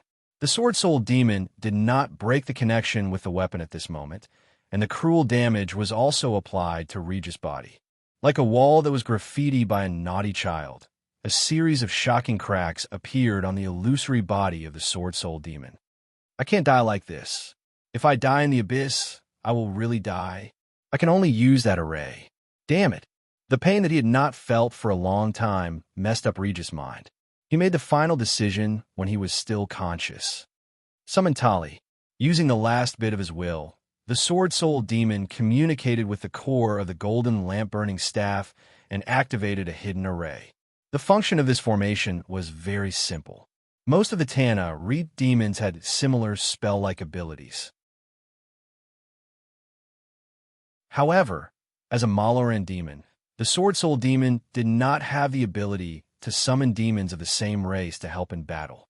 This was actually a foreshadowing that six-fingered Graz ZT had planted in advance.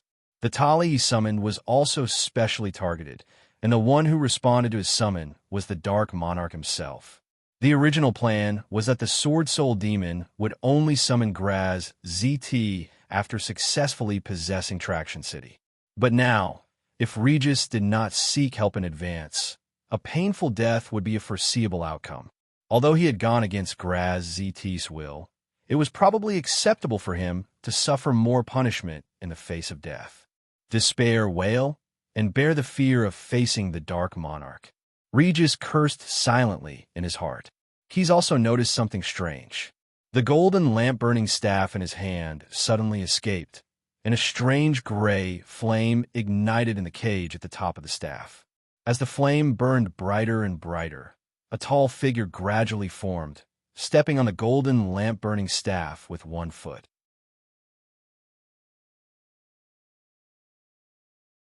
Chapter 468. His upper body was enough to put all the bodybuilding champions in the mortal world to shame. His muscles were well-defined, and he did not look bloated at all. His legs were long and powerful, curled like a werewolf's, and his feet were like a bear's or a lion's.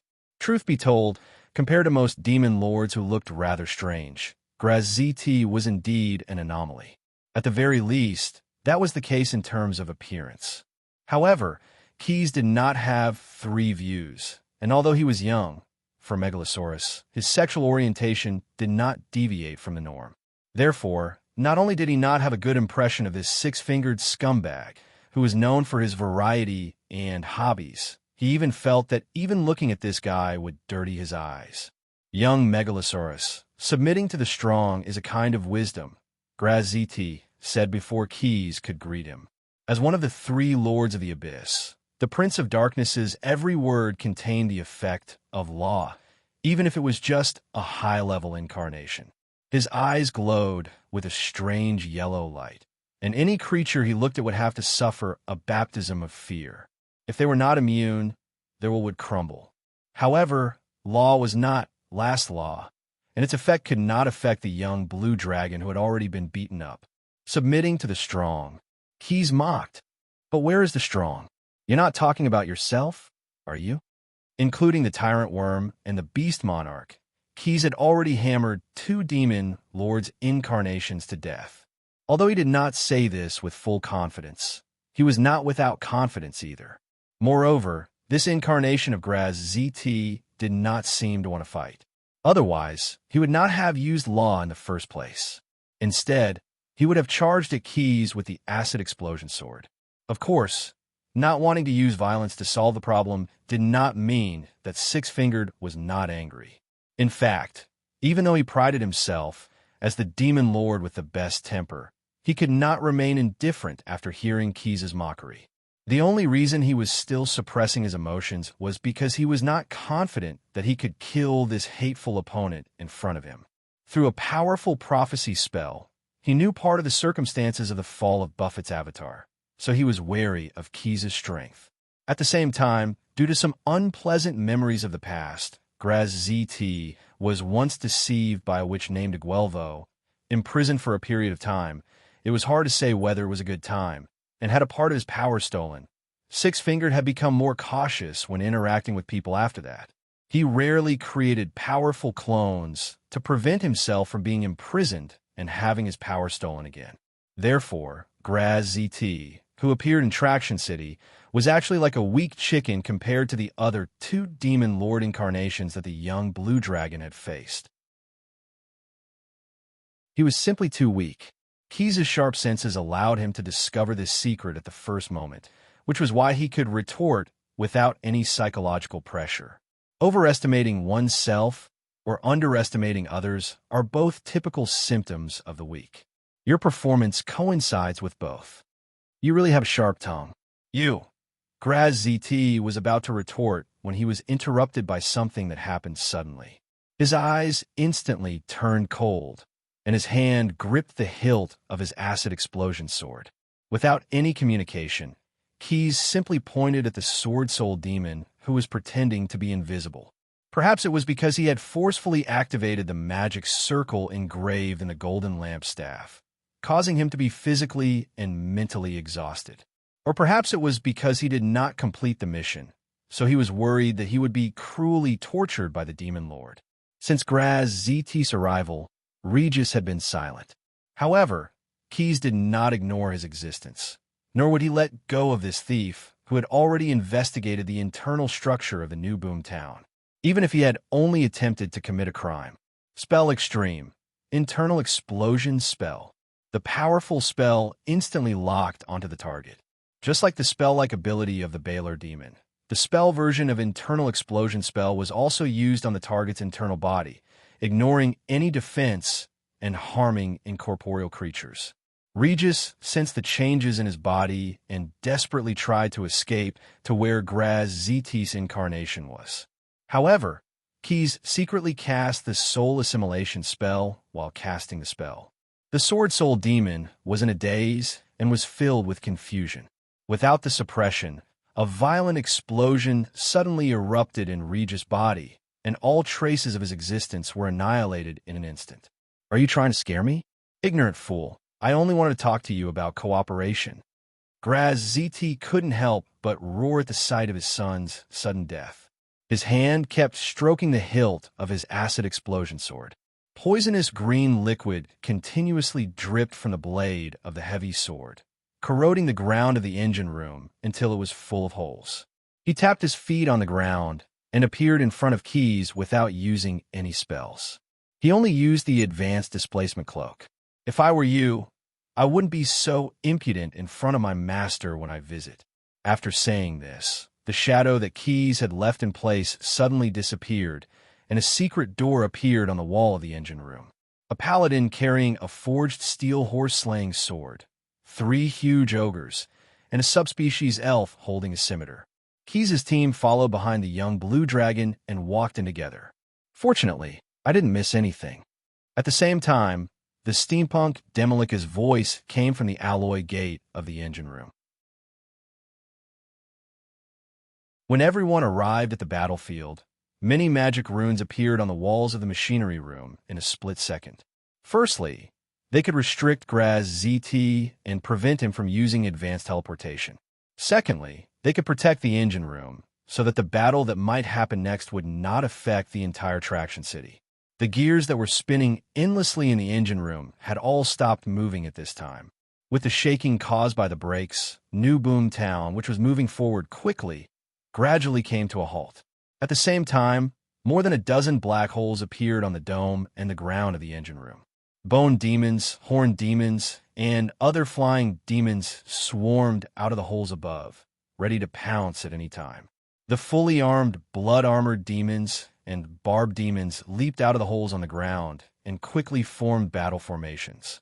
In order to welcome the Dark Prince, the hospitable Keys had put in a lot of effort. He had prepared more than one surprise. Rats pulled the wooden wedge with Big Head at the back.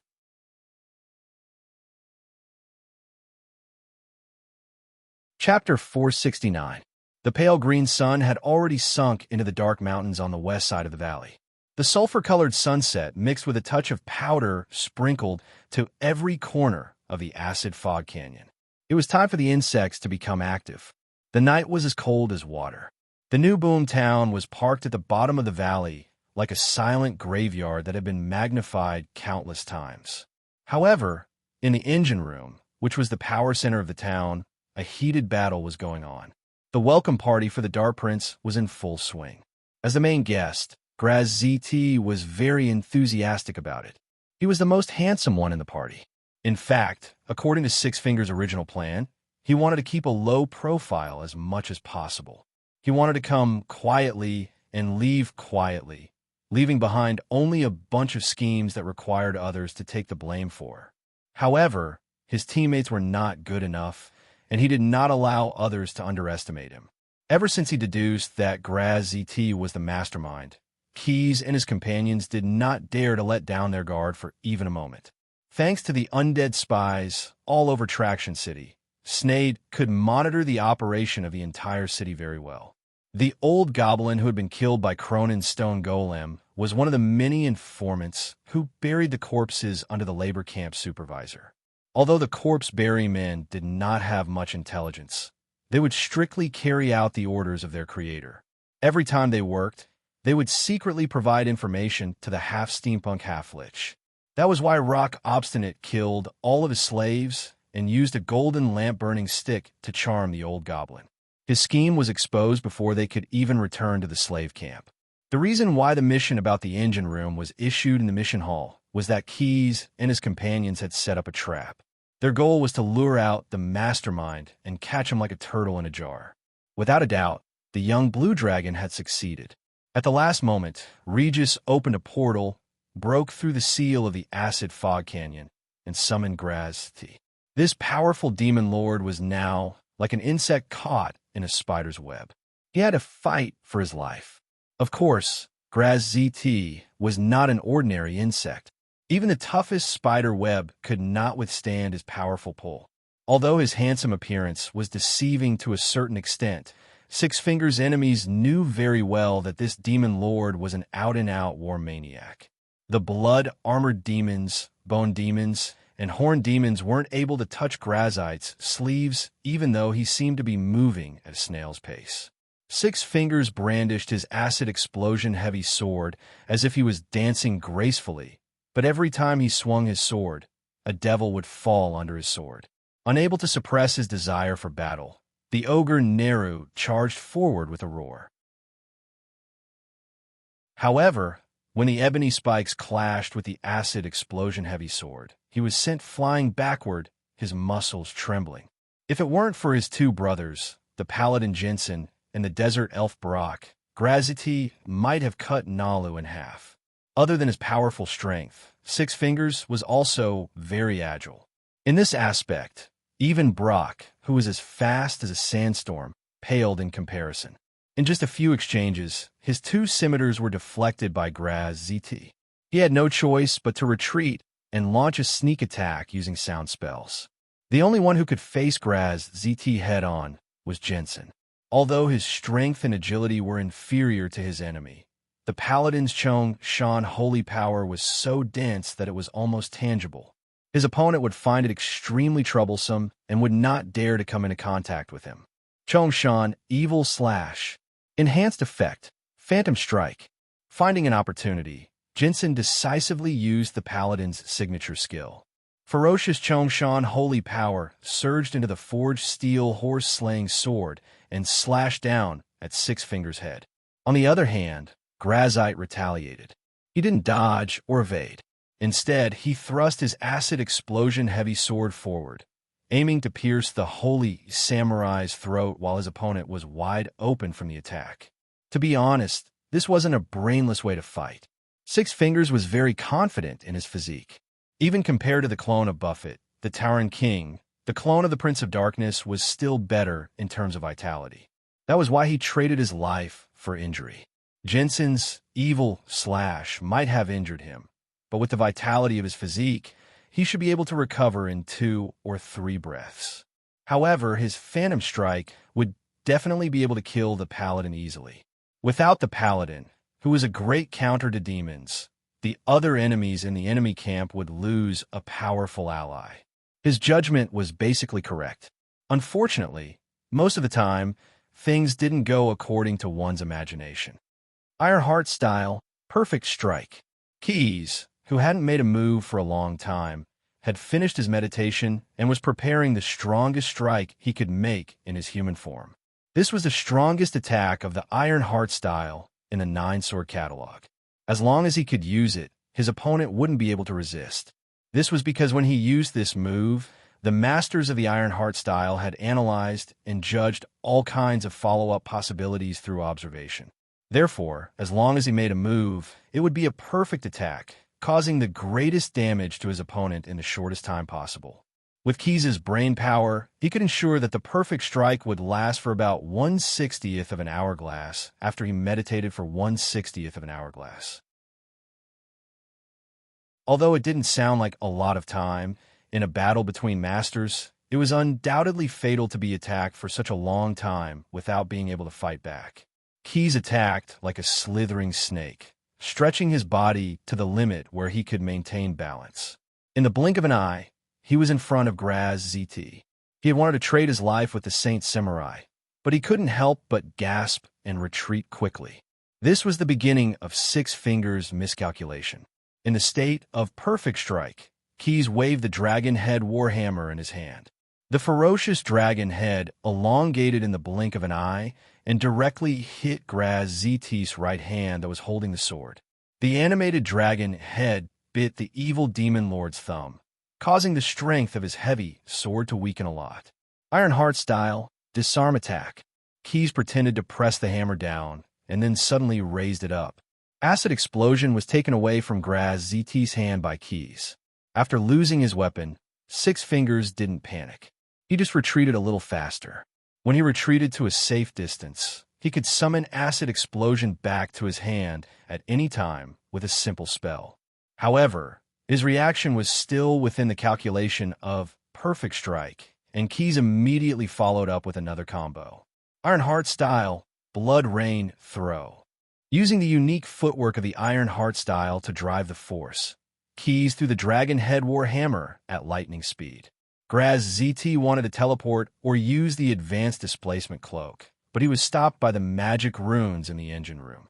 He wanted to block it with his arm, but at the last moment, he had an epiphany and used his spell-like ability to summon a demon to take the terrible blow for him. The Glabrizu that had just responded to the Demon Lord's summons was hit by the Dragon Head Warhammer. Bang! The Glabrizu turned into a rain of blood.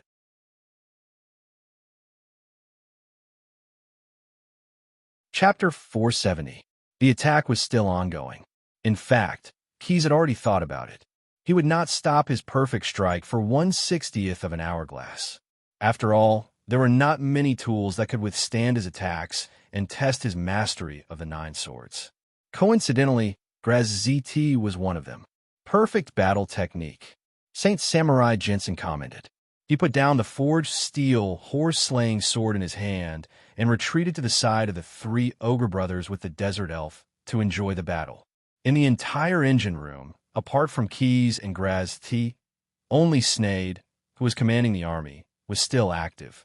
Blood-armored demons, barb demons, set up a circular formation. Bone demons prepare to attack. Horn demons get into position. With the steampunk Demolica's arrangement, the Legion of Devils, who had received Keyes' instructions, quickly and strictly carried out the order. The temptation of killing the Demon Lord had undoubtedly stimulated all their fighting spirit. At this moment, the Legion of Devils were all raging with fighting spirit, especially the blood-armored demons. If not for Snade restraining them, they would have swarmed up to challenge Six-Finger Graz ZT. These Batsu Devil hated the Vanari demons to the bone. Even death could not scare them away. And Keyes once again faced the Demon Lord alone, previously when he fought with Buffett, which gained their approval. Congratulations to Lord Keyes. Some passionate, blood-armored demon began to chant in the infernal language. More and more demons joined in. Cruel words flowed endlessly, forming an evil ode. They praised Keyes' martial arts and cursed Graz ZT, who was his enemy. In this fanatical atmosphere, 2 blood-armored demons stood out and naturally evolved into blood-armored berserk demons. They took the initiative to leave the formation and circled to the rear of the Demon Lord's field of vision, ready to launch a fatal sneak attack at any time. However, at this moment, Keyes could not be distracted at all. His heart was as firm as stone. Keyes made full use of the perfect strike. Even if he couldn't kill his opponent, he wouldn't let Graz ZT off easy. Tail plucking, overturning smash, Arhut knock, thousand waves, sweeping gale, twilight drum. The continuous hammering did not give Six Fingers the chance to recall his weapon. He could only dash left and block with all his might. Graz ZT, whose forearm was numb from the impact and his muscles were sore all over, was very depressed at this moment. Quith's strength was not weaker than his, but he was slightly inferior in terms of agility. However, Graz ZT, who had taken the perfect hit, could not gain the advantage in speed. He thought he had dodged the attack, but in the next moment, there would be an unavoidable attack waiting for him.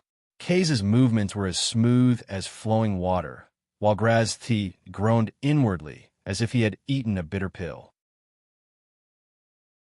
The mithril armor on Six Fingers' forearms was already full of holes because it could not withstand the continuous attacks.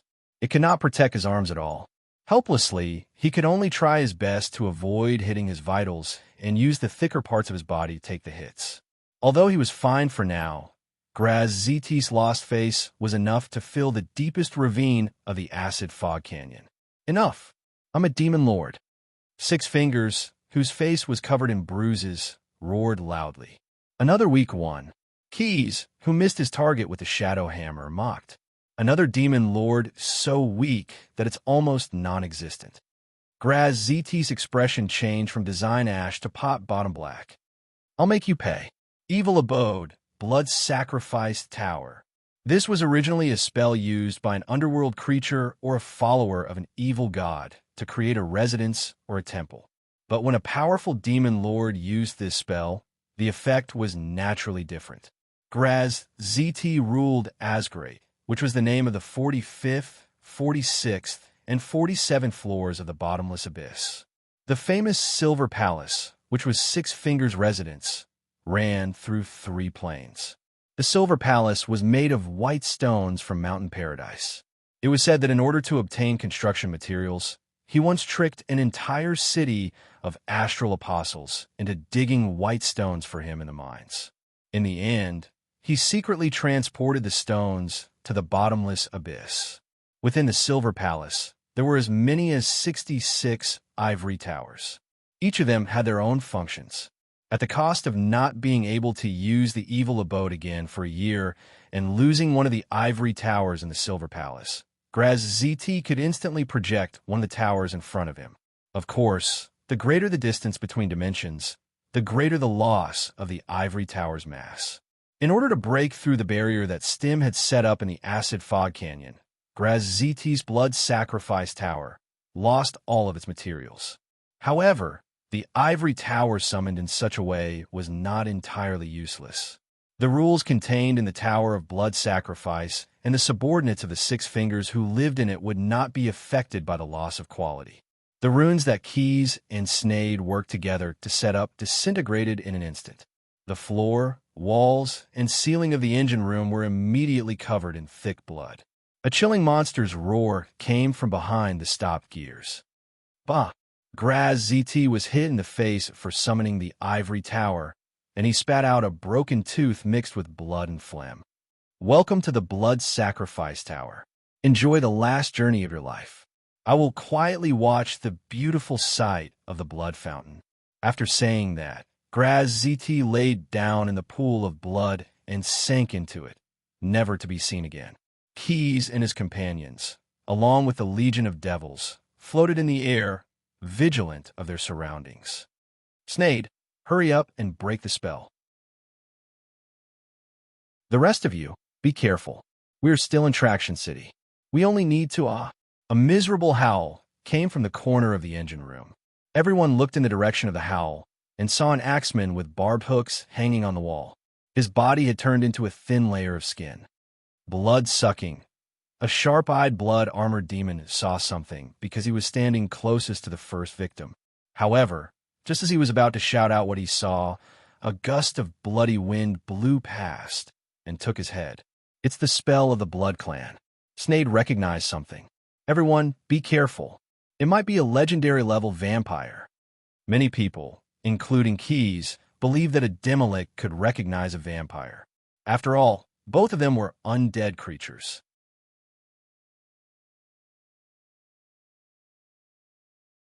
Chapter 471. Vampires? Ha! The viscous blood surged, and a huge snake head condensed from it. It opened its mouth and roared. Keys couldn't help but frown.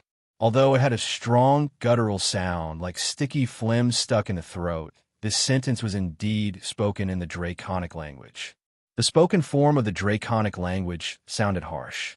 It contained many hard consonants and fricatives, as well as subtle audio changes. In terms of writing, it borrowed the runes of the dwarves and the words of the elemental language. Many knowledgeable people were familiar with this language. However, in terms of spoken expression, so far, scholars believe that only the vocal structure of the Megalosaurus could perfectly control this language. Reptilian races, such as the kobolds, lizardmen, and battle lizardmen also claim to speak the Draconic language, but the meaning of their words was actually very simple. Therefore, when Keys heard the authentic Draconic language, even if it had a strong accent, he immediately guessed the race of the other party. It's not a vampire. It's very likely a vampire dragon or a hybrid between a green dragon and a red dragon. Through the psionic ability, Keys projected his discovery to the minds of his companions so that they wouldn't let down their guard.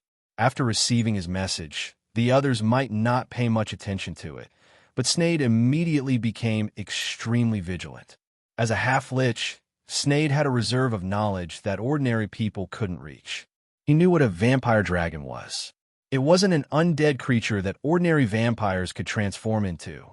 Only the dread overlord living in the Raven Pavilion's infernal realm, castle, Stordfong Zelvik, the true ancestor of the vampires, could create a vampire dragon.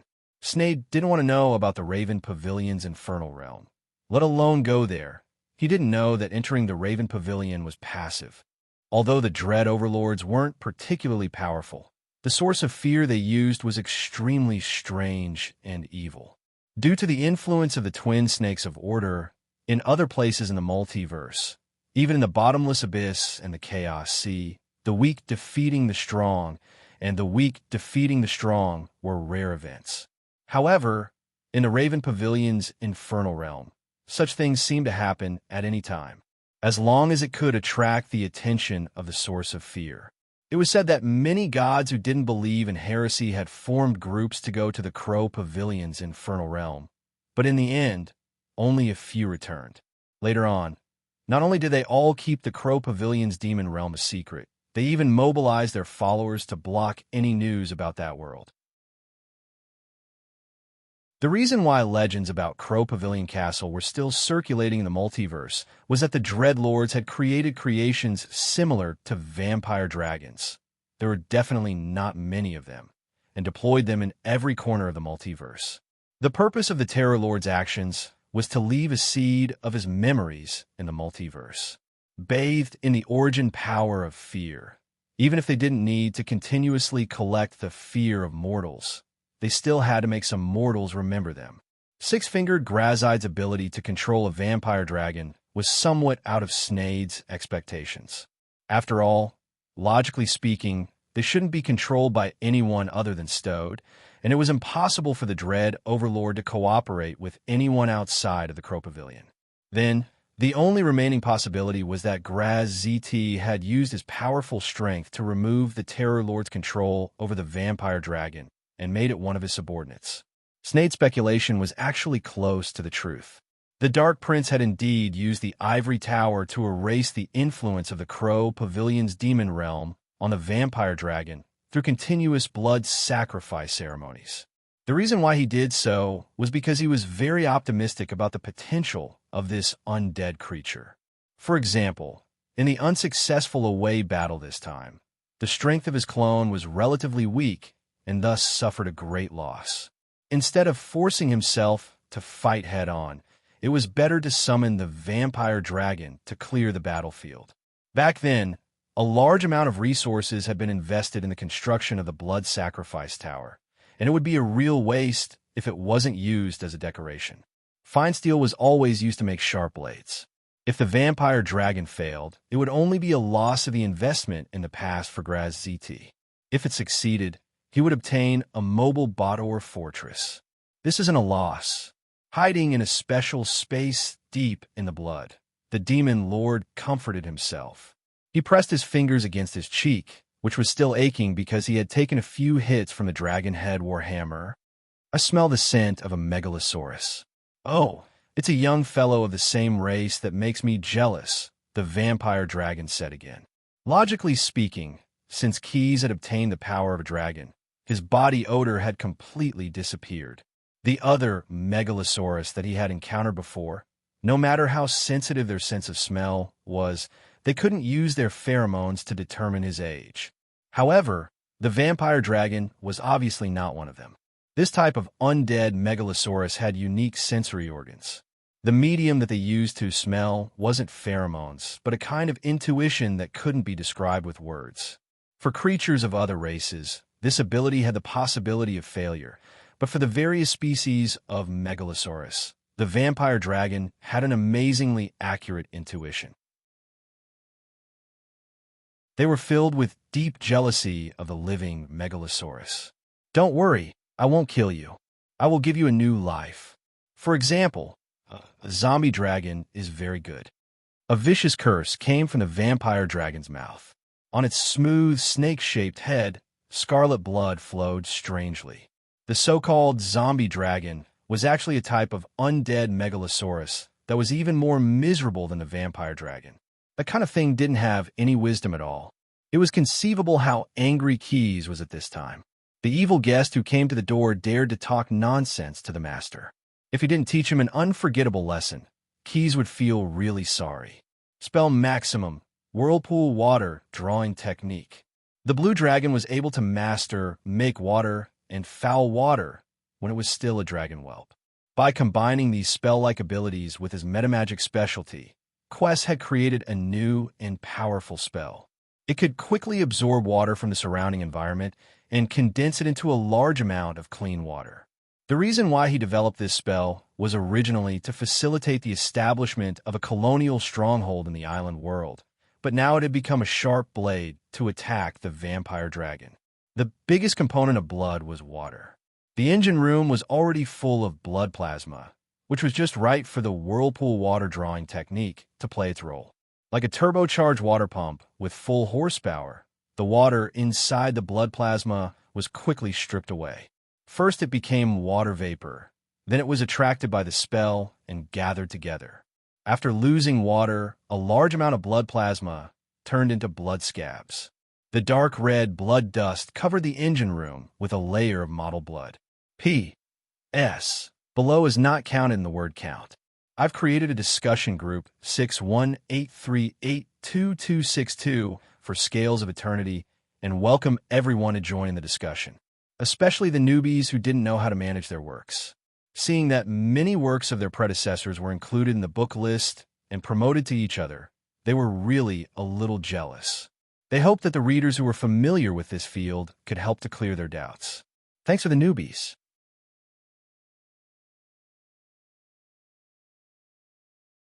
Chapter 472.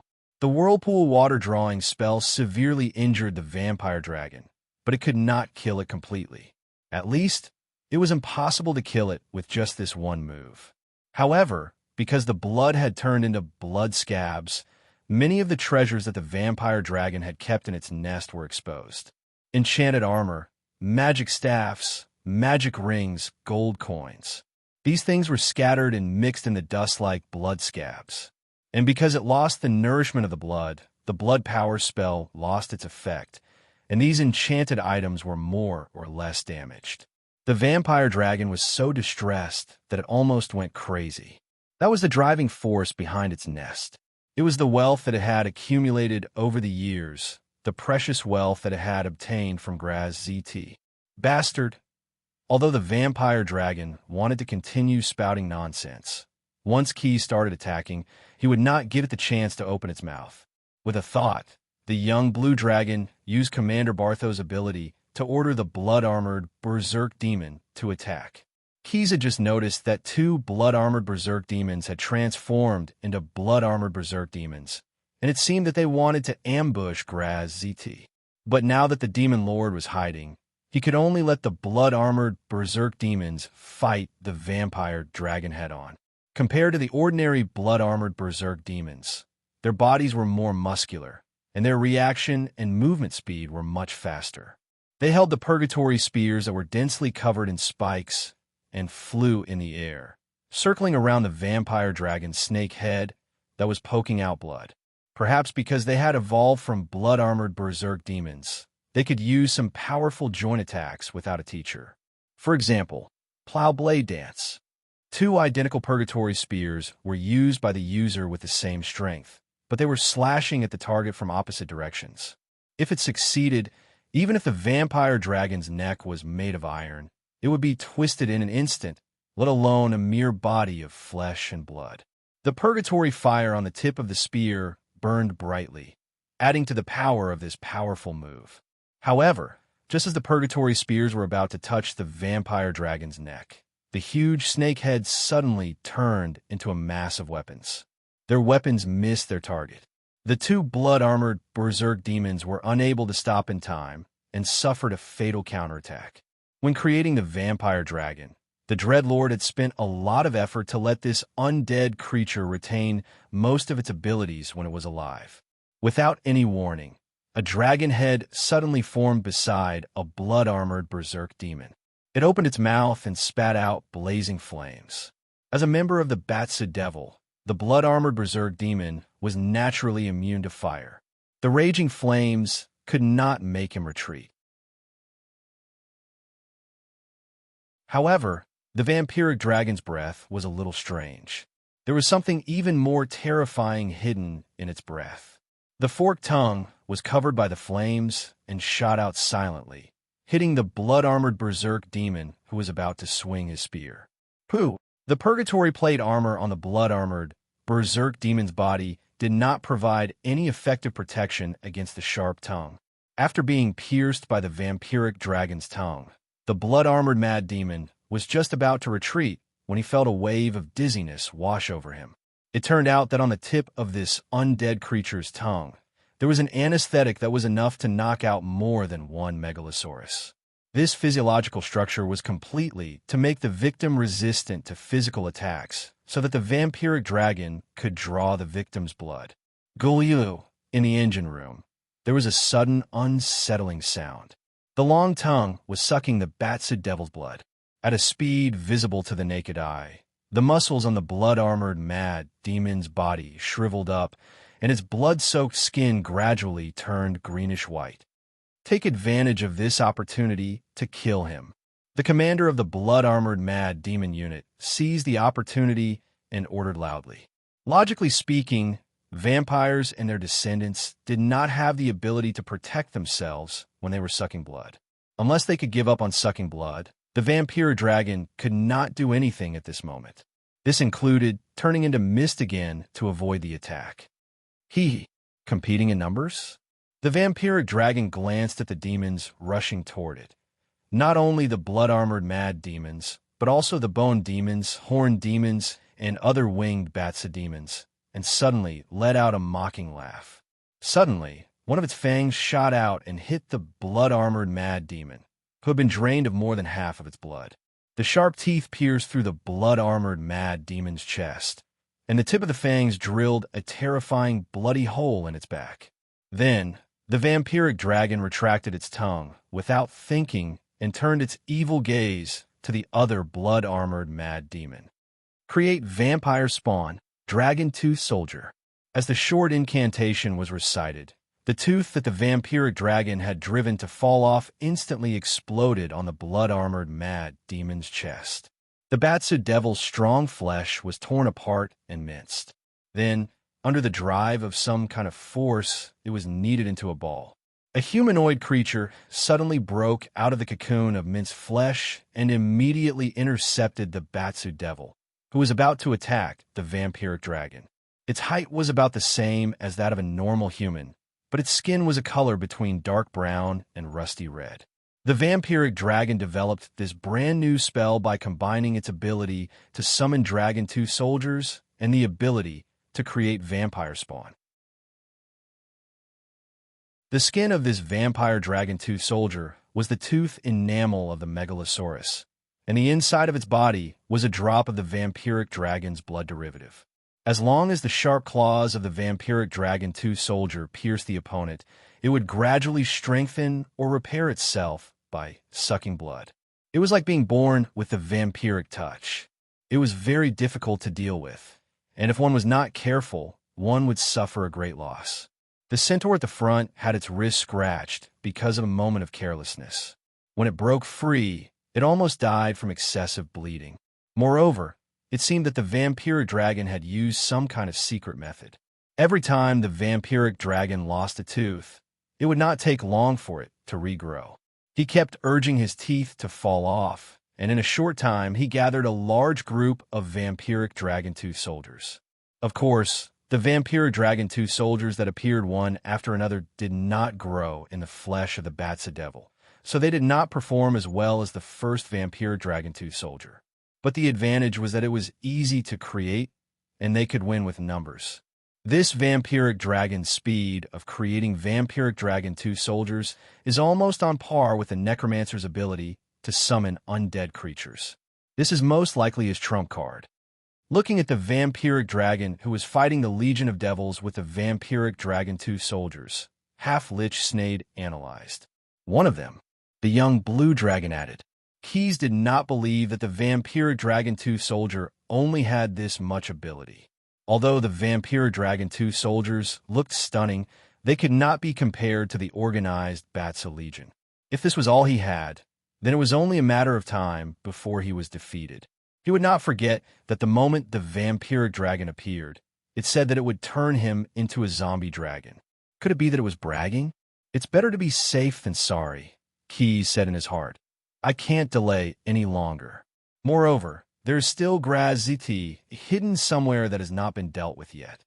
P.S. Below is not counted in the word count. Thank you to Shouting 246, Fong Kojiro, and other big shots for your tips. Your support is the motivation for this newbie author to persevere. I have created a discussion group for Scales of Eternity, 6183822262, and welcome everyone to join in the discussion. I don't know how to manage my works, but seeing that many of my predecessors' works have been included in the book list and promoted to each other, I am a little jealous. I hope that the big shots who are familiar with this field can help me clear up my doubts. Thanks for the newbie. You're tuning in to the Warrior Lore YouTube channel. Don't forget to subscribe and join us on this journey to catch the most captivating stories.